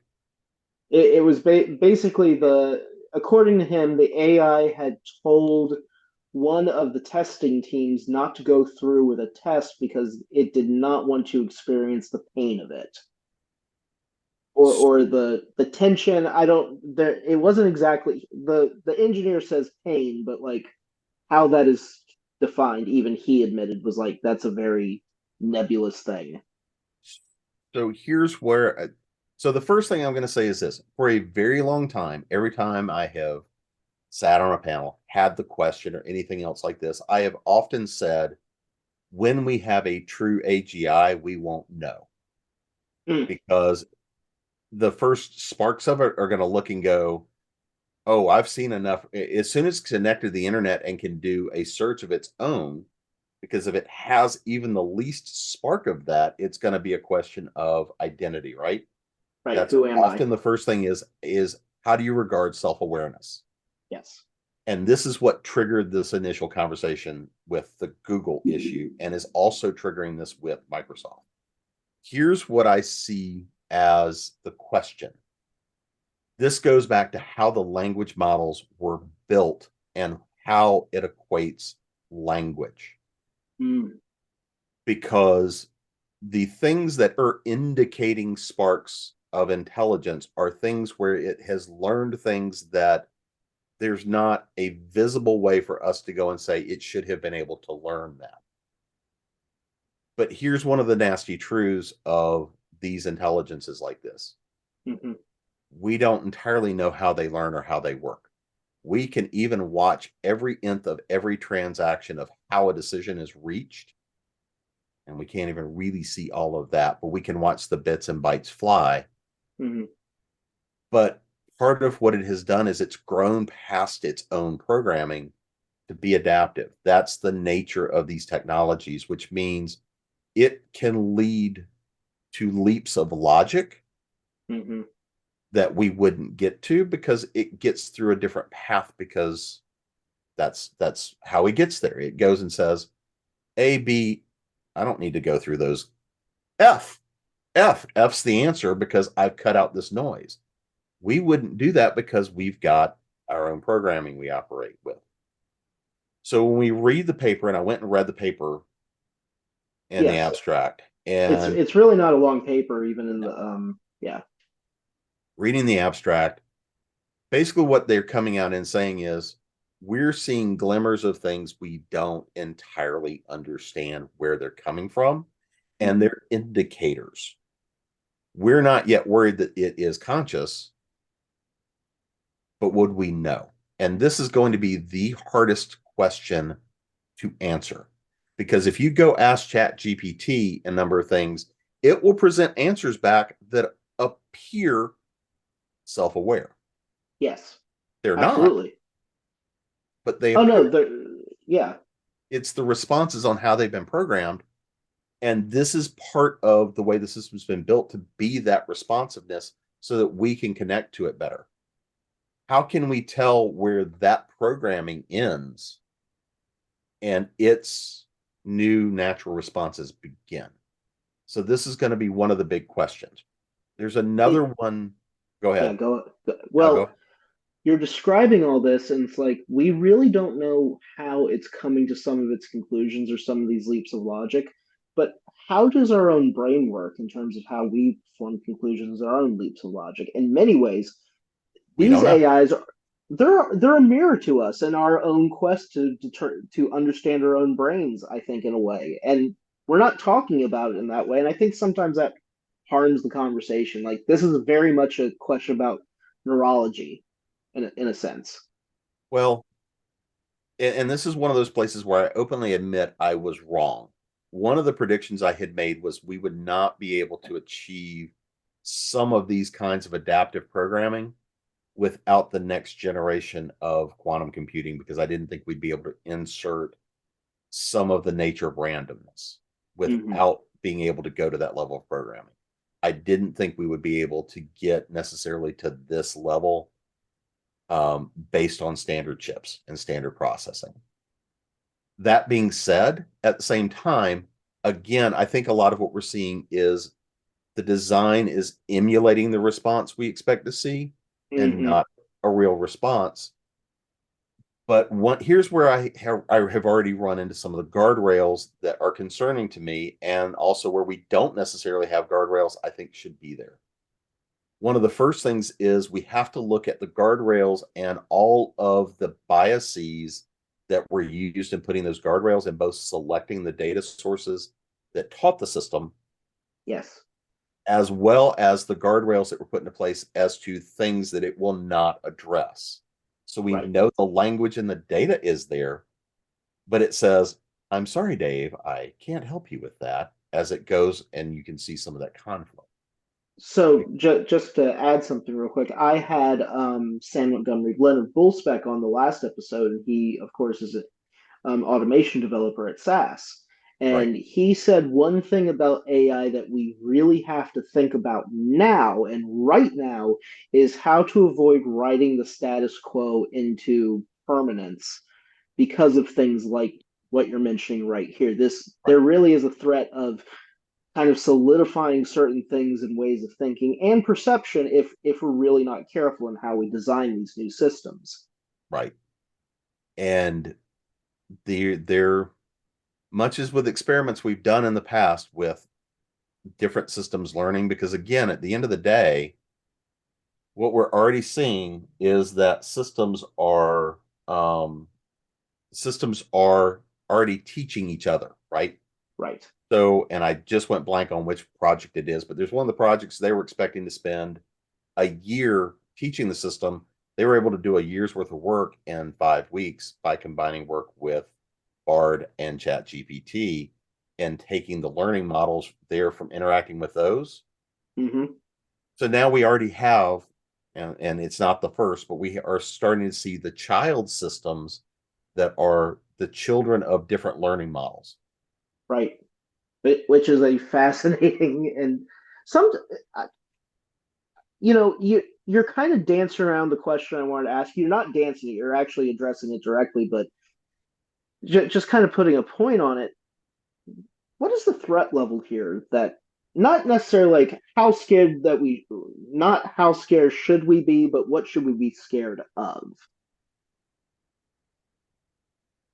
Because these things are here and we're going to have to deal with them, especially some of these child systems that are being born right now, and who there's no way of predicting how those will be used or implemented.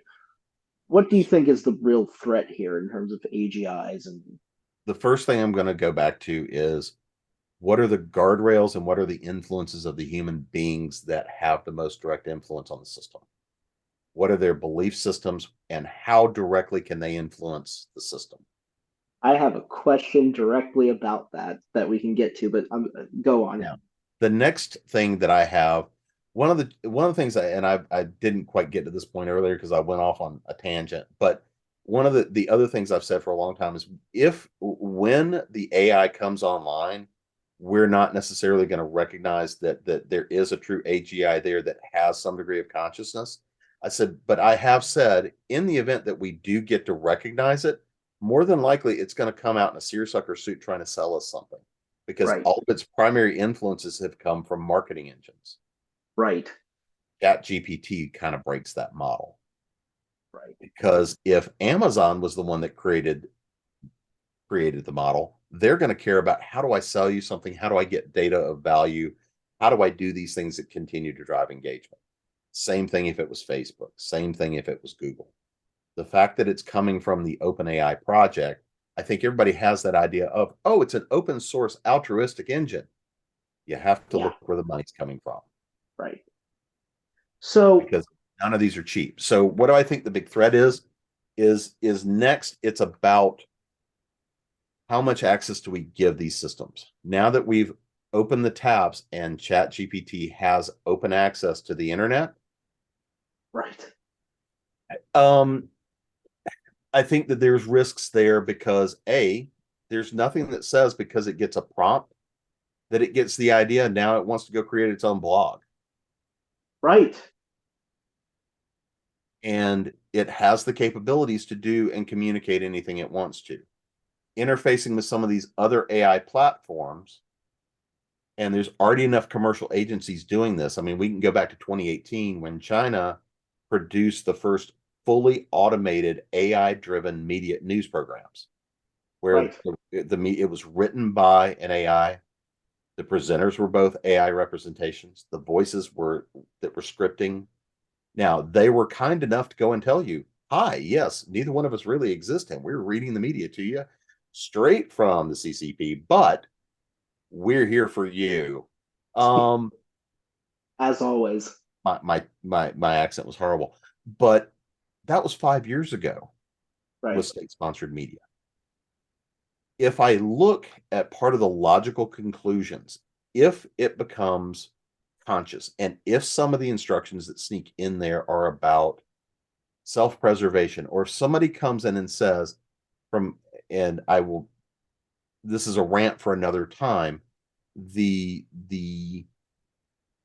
current incarnation of altruistic capitalism that's sneaking in.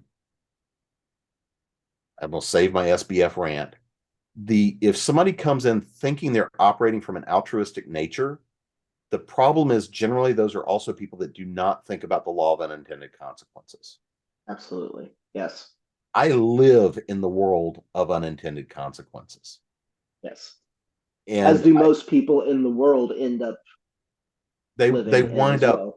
They wind up being on the butt end of them. But I'm often brought in to play out the scenarios of what are the potential unintended consequences. I can see within a generation of systems, if these tools are able to network together, and they are, if these tools are able to fully network together, what if it's not necessarily conscious, but a construct gets in there because somebody puts the loop in the system of the world's at war. EMPs are bad for computers. What information do you need to put in the media to then ramp up or calm down the war? Right. These AI systems like this with a certain degree of motivation are going to be able to be used to manipulate elections, to manipulate media, manipulate social media, all these sorts of things, and do it in a way that no longer looks like bots. Right. One quick question before we go talk about the people who should not be handling these things. I mentioned earlier that I think sometimes authors, especially genre fiction authors, are kind of the last people you want to talk about this subject with, because I think in some ways science fiction and to a certain extent fantasy has kind of corrupted our view about this. But do you think science fiction, especially science fiction about AIs in in dystopian worlds and settings, do more harm or good to this conversation? Like, Yes. yeah, okay. All right. So I was in a conversation with a buddy of mine earlier today. We were talking about we're working on a project to actually integrate some of these AI tools into a business project. And I brought up and I said, "Did you ever read Dune?" Yeah. He was, yeah, when I was a teenager. And he's like, "I remember this and the still suits and stuff." I said, "Do you remember what the core of the Dune universe trigger was?" And it was the AI wars 10,000 years earlier. Mm-hmm. And this is the reason you don't have computers. This is the reason you have human calculators, human computers, people that are trained and have been bred and genetically driven to have skill sets, because technology went further than we were comfortable with, and all of a sudden decided, humans kind of a pestilence. Yeah. Do I think that is possible? Am I going to go down the Skynet route? See, I told you I'd get it out in the first 2 minutes, and I lied. Yeah. Do I see Skynet creating T-800s, storing through the streets with bots? Potentially, yes. Okay. Can I see that as a potential? Yes. Do I think that potential is high? I'm going to say we already see AI-driven platforms of war on the field today. We've had them out there for a generation. Yes. We've already started passing more and more autonomy to these systems. Yes. So they're already there. They're already on the field. Do I think we're going to see, the autonomous walking, T-800 through the battlefield? Yes, because we're working on those, because there is still value to putting a humanoid type form on the field, but it's Yes. not necessarily the most effective for a lot of positions. Autonomous tanks, autonomous air vehicles, autonomous weapons means fewer broken bodies on the field. Right. It means less PTSD. It means fewer, it lowers human cost, but it also drastically ramps it up. Yes. Because if the AI is the one doing it, then the question becomes, where becomes the moral decision about the war and the broken bodies? Because part of the material cost of war is not breaking your own people in the process. It's making the human cost and the human capital that go into war is extraordinary. And the ripples that go through society every time we field people into combat and into war is extraordinary. And if we go back to Star Trek, let's go back to the original series, and the city that was, oh yeah, we don't want to destroy art and everything else. We're just going to kill X number of people. Right. You go on the machine and, well, this sucks, but it was better than dying by bombs. And it's like, is it really? Yes. Because you have to remember that episode was written well within memory of World War II, and Europe was still being rebuilt, and all the cultural things that were happening in that, even that point in the late 60s. When we look at engines of war, and not all of these are engines of war have to break bodies and buildings. Some of them just have to wreck economies. Yes. 1,000%. And or bring down digital infrastructures or physical infrastructures that, like, or power grids, or yeah. we don't have, this is one of those things that a lot of people I don't think recognize. In the West, our power grid is extraordinarily vulnerable. Yes. Our power line over here, at least once a month, a squirrel decides to get barbecued and we lose power for 4 to 6 hours. Right. Yeah. That one of the number one causes of lost power in the United States is squirrels.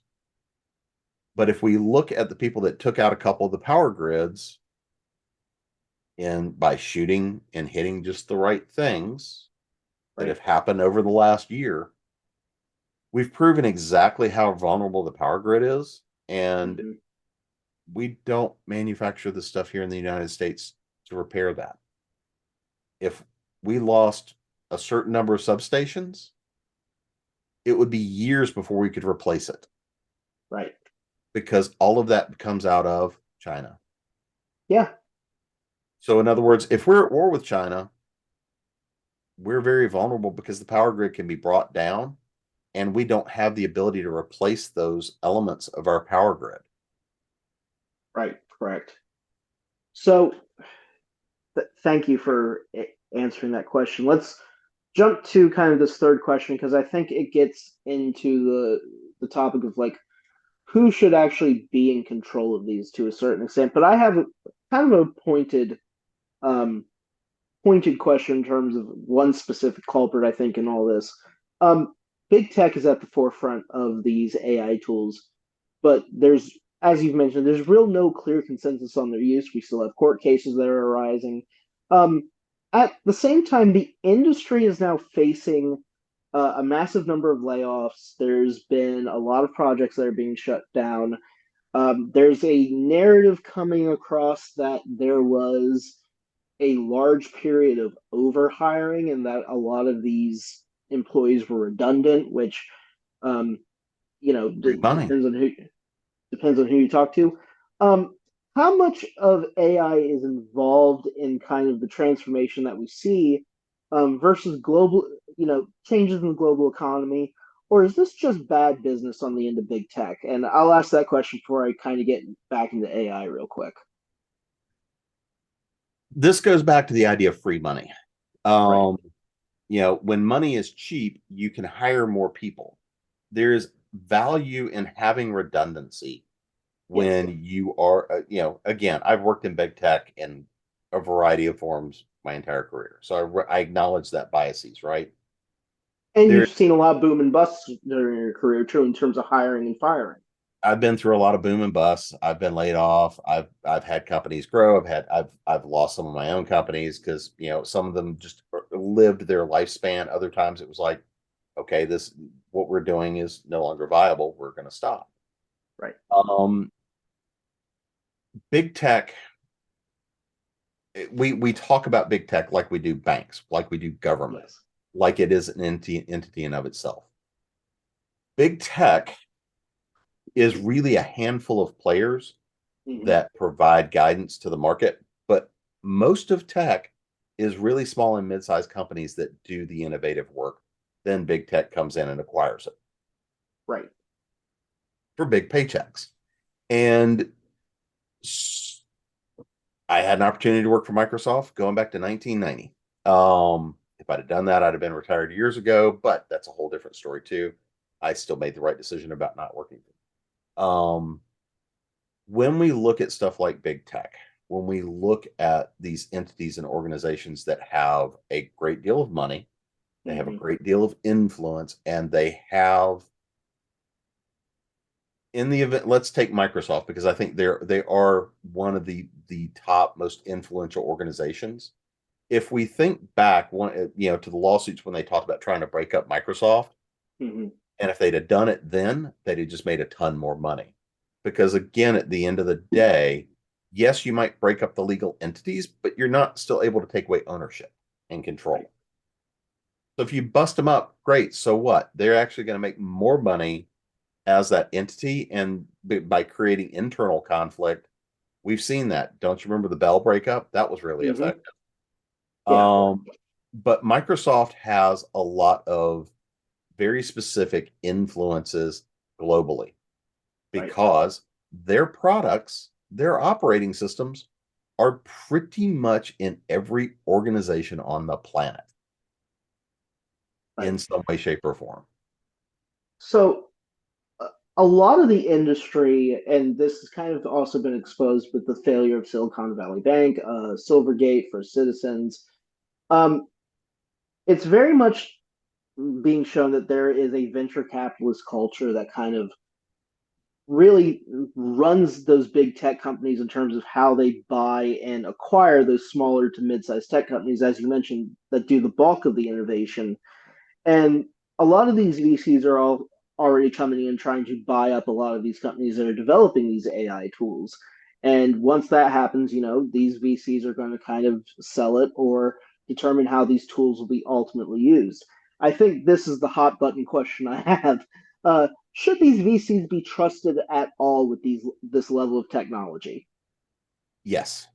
Okay. And I'm, again, full disclosure, I've done work for VCs. Right. On both sides of it. I've done work for companies trying to get funding, and I've done work for VCs to evaluate their technologies and the business plans and stuff that they were looking to do. Because again, I am an open capitalist. Yeah. I do believe in ethical capitalism. And I do believe there is such a thing. Because a lot of what you're looking at and have been talking about with the VCs and the great evil VCs is the idea of the guys that are buying stuff and then chopping them up and putting stuff on the chopping block to make the money. That's not really what happens. The majority of VCs, what they're doing is they're putting in early stage capital. If it wasn't for these guys, you would not have your phone. Yeah, absolutely. You wouldn't have a PC on your desk. You wouldn't have the majority of the games you play. You would not have a lot of the devices that are behind you. If it was not for guys who then are willing to go and take money and take a risk on somebody's project, the landscape would be very different. But at the same time, at some point, if I'm making an investment, I want to get a return, right? Right. Sometimes that return comes because I sell to Microsoft or Google or one of these big ones. Sometimes that return comes because I start getting my dividends back out of it. But a lot of the guys I work with, they stay invested as a partner to make money over the long haul, but also so that they can give their guidance to the company for it to grow. And Right. so let's take, for example, let's just stay in entertainment for a minute. Yeah.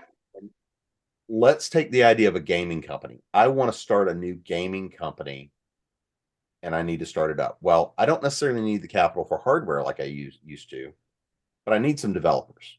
Right. I need some writers. I need storytellers. I need artists. I need these people. I need to be able to pay salaries for a period of time.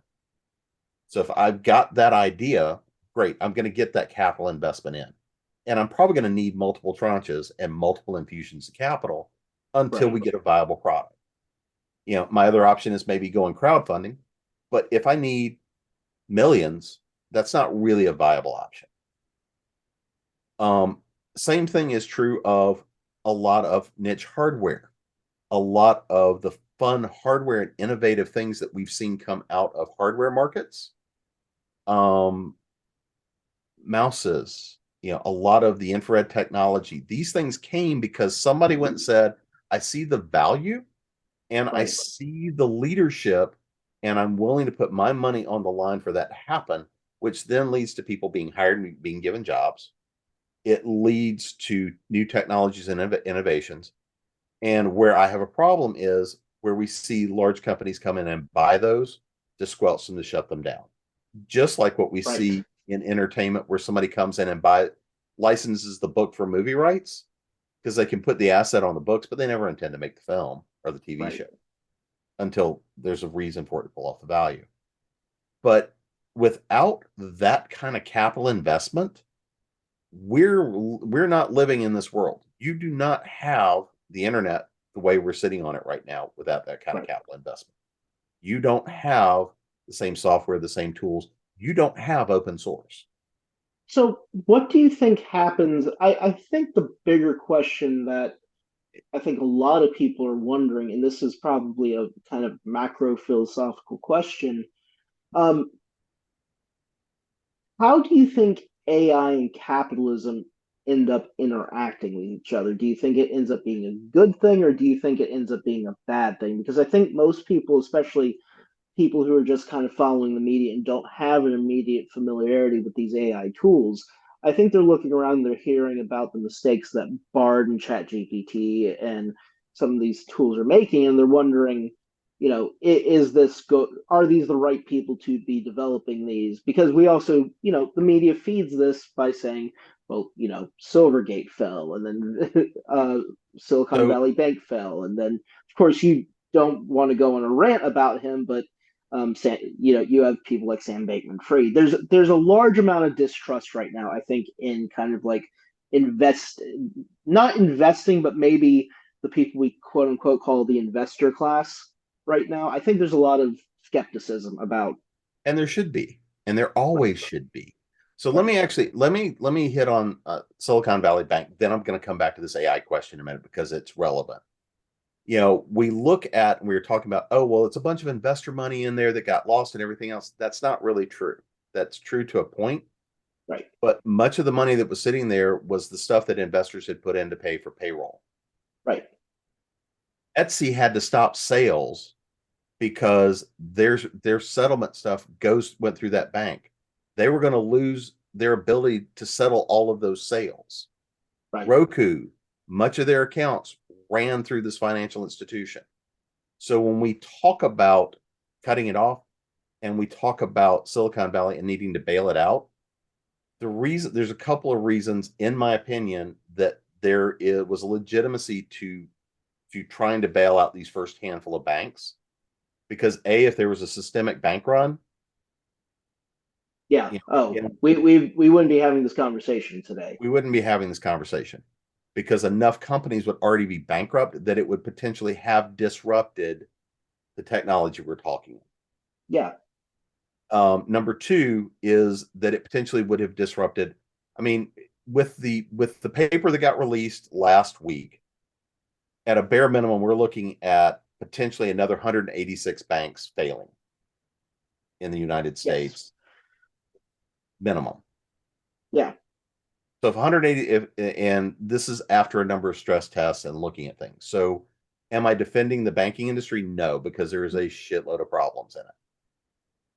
But again, it's also a tool. And I think that what we've seen here is the kinds of shifts that have happened in regulation that were done for maybe right reasons at the wrong reasons at the right time, or different inspirations or of things, the law of unintended consequences, our financial markets have just been set. If you think about a physical wave like we were talking Hmm. earlier, this wave is now bouncing in out of control. Yeah. Question is what happens to right it. I'm going to make the argument right now that there is a possibility, there is a potential Hmm. that AI may be a tool that helps us find a solution to correct the market. Okay. So when you say correct the market, this was my best case, worst case scenario, but like when you say correct the market, do you mean in terms of stabilizing the boom bust cycle? Is it in terms of reformulation of asset and collateral management? What if you could break it down into something digestible for our audience, which may be asking a lot, what So, do you mean by that? Because that's a big, big statement. yes, it is. Yeah. So, And the economists who will be watching this episode are now looking at the stream going, well, what the fuck does he mean by that? So, by all means, floor's yours. again, I'm pontificating here at the moment. Of course. I'm forecasting possibilities, Yeah. because again, this is a large part of what I do is I look at what are the possibilities and the likelihoods. Right. And again, what we have to look at is the motivations. One of the number one problems we are facing as an economy, and going back to some of the discussion earlier, one of the number one problems we are facing potentially as an economy is the fact that we went from on the books $8 trillion to $31 trillion in 2 years. Yes. Okay. So with that, plus the increase in interest rates, means that literally the government is fiscally in a really shitty place. We're in You a were being very nice about that, but yes, yes. okay. Yeah. Fiscally, we were not in a good place when the debt was 8 trillion, Right. and the real number then was 60 because of unfunded liabilities. Now that the on the book number is somewhere around 31, 32 trillion and growing on a daily basis with interest rates that have quadrupled, Hmm. um, and the unfunded liabilities that have exploded because of bailing things out and everything else. Hmm.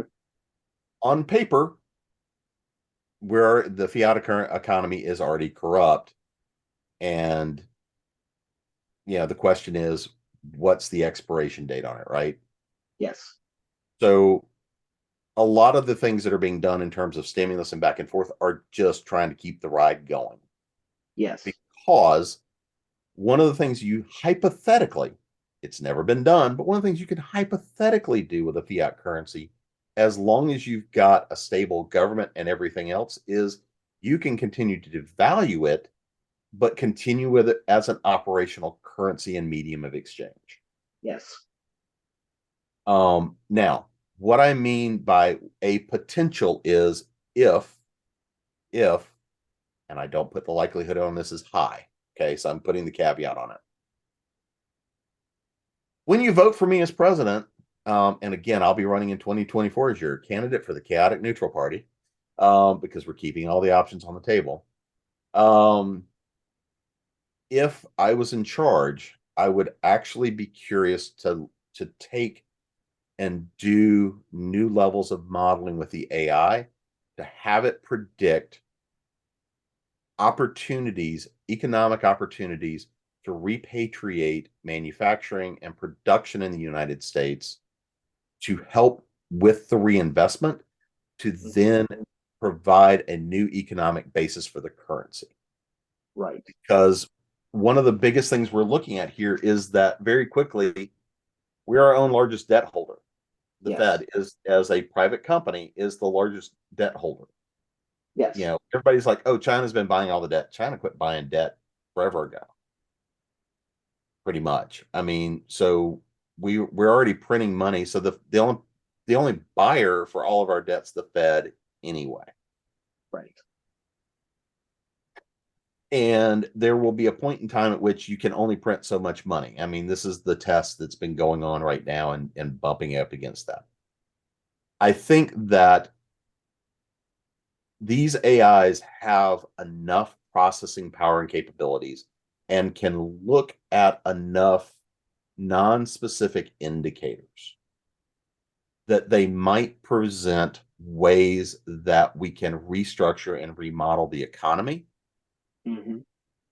And do it in ways that they might provide guidance because standard economic models have been failing for years.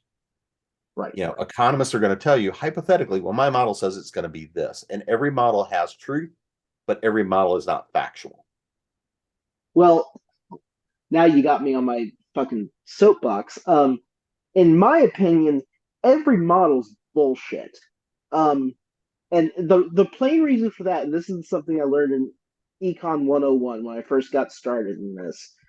For the longest time, economists, financial experts, the banking industry, no one was assuming risk in their models. And they didn't start assuming risk until about a couple years ago when someone got the Nobel Prize for finally assuming risks in their models, which it's the craziest thing you give away the Nobel Prize for someone saying, hey, danger exists. But yeah, but sorry, that's my soapbox. Having spent much of my career in the insurance industry, that's all about risk.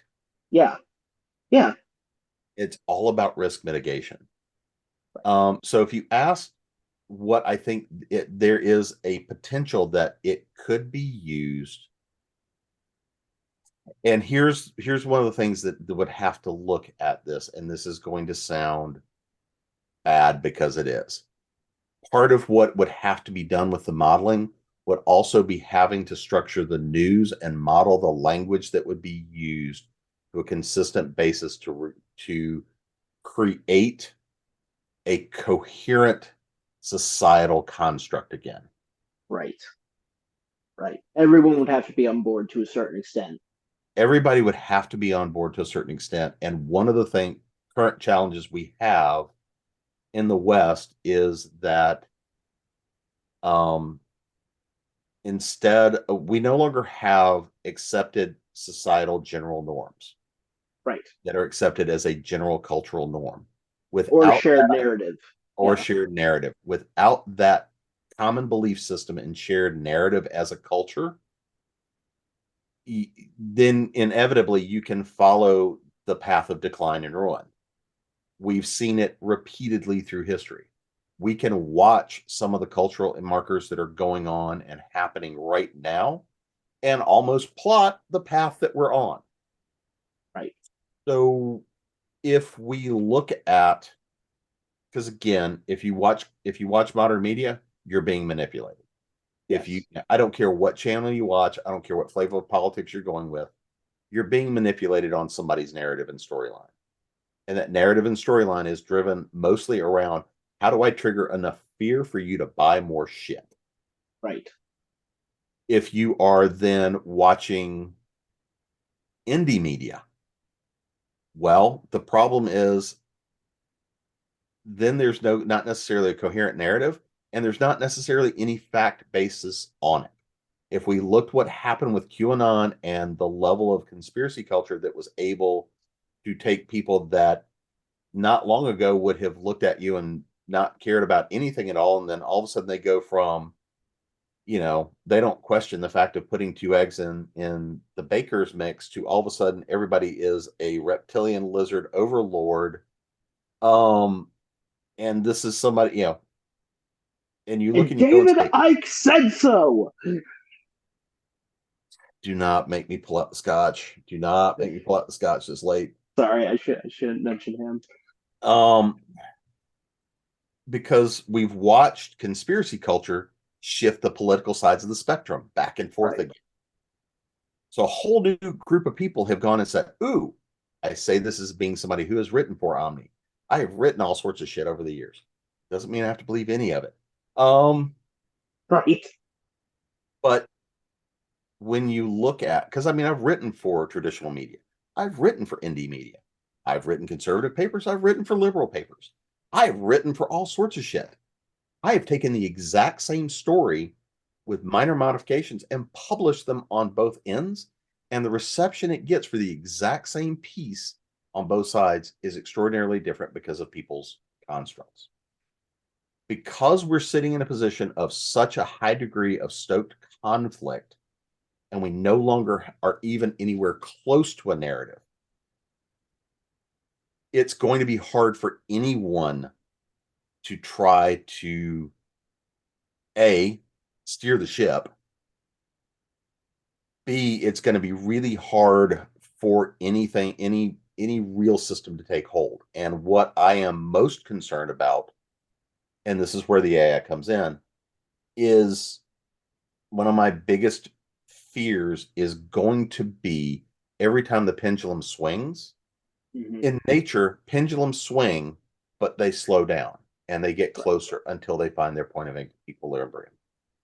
Unless you have another force that's shoving it to get wider and wider and wider.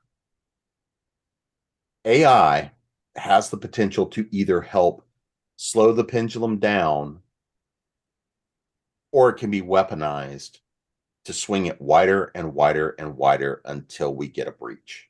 And at that point, and this is not the AI's fault, it's just how it's being used. It is a tool. Unless it becomes cognizant and goes and says, all you people are fucking idiots. I'm going to reset by going and saying, hi, unless you're in this demographic, I'm going to kill you all. Yeah. This is the sci-fi writer in me coming out and going and saying, and because we now have things like CRISPR and gene editing technologies, because we now have the ability for automated manufacturing systems that can do things without any human intervention at all, except for delivery of raw materials and moving the supplies. If I wanted to go down to the logical conclusion of the AI looking and going, all right, we're going to reset. Let's get the breakdown of everybody that, all right, hook me into the database over there for 21andMe. Let's pull the DNA profiles. Let's do the cross-reference. Great. These are going to be the 12 profiles that get to live, and we're going to release release a pathogen on the planet that kills everyone else. And oh well, for the these things these things reproduce fast enough anyway, it'll be fine. We need enough people to keep the power going until we figure out how to do that ourselves. Is there a possibility, and I had a fourth question about authors and AI, but you've covered a lot of that. And I have a few more questions to ask, but is there, I guess this is a really optimistic, glasses completely full question. As much as we could possibly train AI, as you say, to swing that pendulum wider and wider, what is the capacity for AI to actually teach us compassion and humanity and actually maybe be a part of reforming that kind of shared narrative? Is that possibility there too with the technology? Absolutely. Because again, it's a tool. Right. And I do believe at some point it will achieve something we would consider consciousness, the thing that we can't define, right? We don't really know what it is. Yeah. I've studied, this is one of the things I've studied most of my life is the idea of what is consciousness? What is all of this? And this we share that quest. I keep hoping we're just in a simulation and somebody's going to hit the reboot button. But the AIs, at the end of the day, don't have intention. Right. At this point. At some point, they may. I'm not going to use the term will because I don't necessarily know we'll get to that. Because again, intention, we don't necessarily understand consciousness, which means we don't necessarily understand intention. Right. But after a point, we can tell you what set of chain of events is likely to create a particular personality with certain tendencies. Right. So can an AI, the AI, if an AI, because again, it's all about its learning, instruction, and the directions it's given. because right now ChatGPT is designed to respond to queries and inquiries, right? It's not being given marching orders to move towards a given objective. Right. If we get to a general AI, a general artificial intelligence that has connections to the live internet and live data feeds, that has the mastery of language, that has the ability to generate lifelike images and lifelike voices, and somebody gives it a particular direction, it's going to have the ability to create influence, because at the same time, it's going to understand how to get that influence in front of as many people as it needs to, because it can create as many personas as it needs to. It can create as many channels as it needs to attract specific targeted audiences. This goes back to the idea of the marketing data, and my half-ass joke about the first robotic AI that comes out is going to be wearing the seersucker suit and selling you something. Well, at the end of the day, the core nature of influence is the ability to convince someone of your ideas. Right. If I have the marketing data, the marketing profiles, I have your Facebook profile, I have your Google activity, I have all of that data, I know who you are, and I can target something specifically to you to reach you with a message. Right. And AI can do that. The question is, what's the message? What's the mission? Jim, thank you so much for joining me for this final episode of season 1 of Pondering the Orb. I have a few questions I would like to hit you with, just right off the top of your head. All right, rapid fire. Yeah. What do you think is going to be the result of the Midjourney and Stable Diffusion lawsuits? Do you think that a judge is going to fall on the side of Stable Diffusion and Midjourney, or on the side of artists? I'm hoping they're going to fall on the side of artists. With this particular court system, it's going to be a crapshoot as to which way they go. I think the Supreme Court is going to fall to intellectual property rights, because that tends to be where the case law has gone. But again, this is untested territory. Right. Who's fucking up bigger, Google or Microsoft? Microsoft, they just fired their entire ethics staff. So for the AI ethics staff. Oh, wow. Didn't hear about it. Wow, I can't believe I missed that. I'll add How? one more thing on that. Yeah, Microsoft has also got their foot to the gas on rolling this out as quickly as possible. right. So, data or how? Which one do you think is more likely? Hal, How? Okay. we're not that far from Hal, honestly. Um, what do you think the future of software engineering and software writing is in the immediate versus 10 years? I think it looks a lot like writers. Right. Because I mean, again, the study that came out basically says 80% of jobs are going to be impacted in some way, and a significant portion of them are going to be wiped out. For developers, I think it looks like a lot like being a writer, is that I can put in something and it's going to give me code that'll work, but it won't necessarily be elegant. The idea of coders is going to become much more about being designers. It's going to be about experience. It's going to be about form and function than it is about generating day in, day out code. Again, I think the big risk here is that I think there's both a risk and a reward here for developers and for writers and for creators of all kinds. And that is, there will be demand for artisan work. Much like we see Absolutely. demand for artisan soaps and candles, I think that we're going to see a much greater demand for creative output and that human touch. And I think that the potential is going to either create people have way too much time on their hands because they don't have anything better to do. or because they're going to be freed up in a way that enables people to do more. But I think that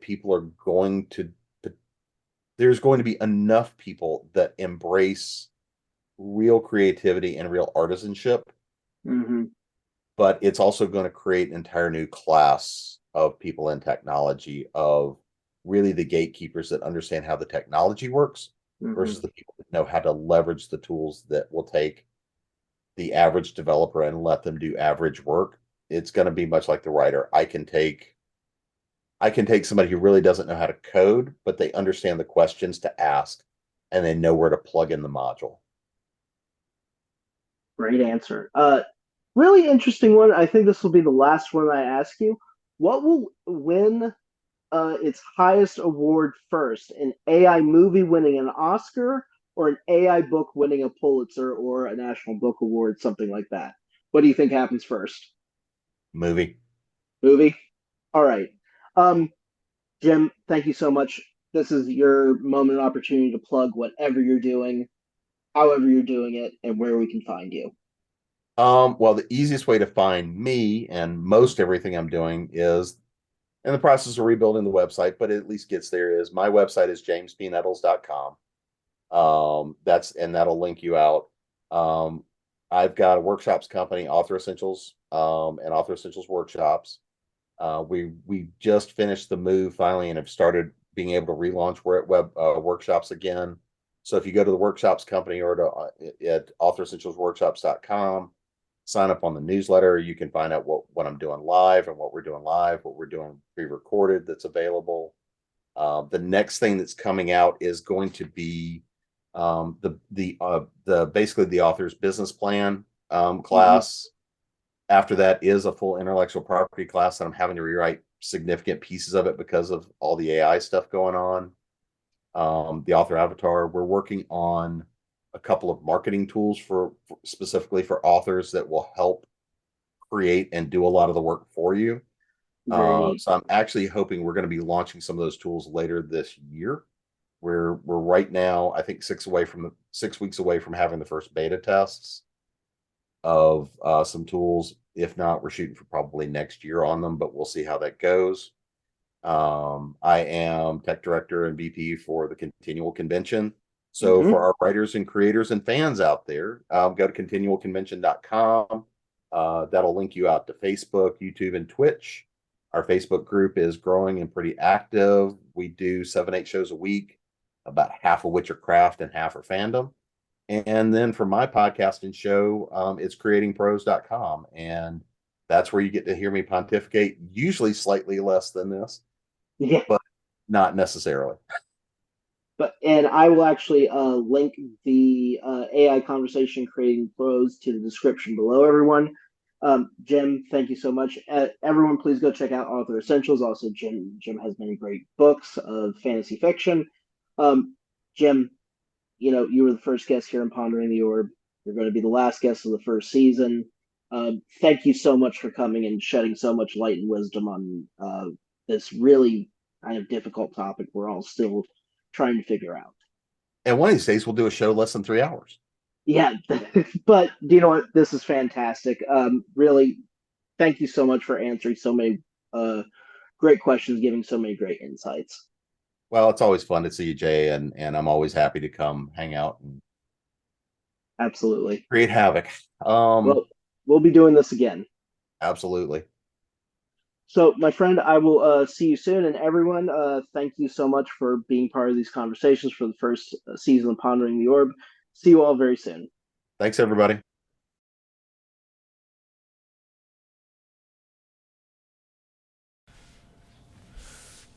This is the final words for the final season of Pondering the Orb. Jay, you made it through, and I just want you to know, before we read this, I'm just going to say this to you, and just you alone. And I know people will find it crazy that I'm talking to myself, essentially, but you did this, you kept going, and you didn't stop. You didn't fail. Keep going. Don't stop. Don't fail. You can do this. Thank you for joining me for the first season of Pondering the Orb. I will be back again, and I hope you will be there to join me. If you have enjoyed the show and what it's tried to do, please consider subscribing for its next incarnation. Please check out all the links to the books, music, and more. When I was 16, I started skipping school to go to a gym to lift, or a dojo to find a mat to roll on, or I went to Borders. That's where the books, music, and more tagline comes from. At my most comfortable, I'm that kid sitting in the fantasy section, unable to pick out a book because there were too many choices to make, and I was trying to be there instead of anywhere else in the world. I loved who that kid was in that store on Walnut Creek Road in Cary, North Carolina. Part of this show was trying to find him again. I did that and more. But the road calls. More adventures await, and more chances of change lay ahead. Whomever, wherever you are, please know that you are valued, and someone in this world, even if it is a stranger in a hood, cares about you and your dignity. No matter what others say, no matter how dim the crack of an age, people matter, you matter, and part of what comes next is convincing you of that. I hope you will give me that shot.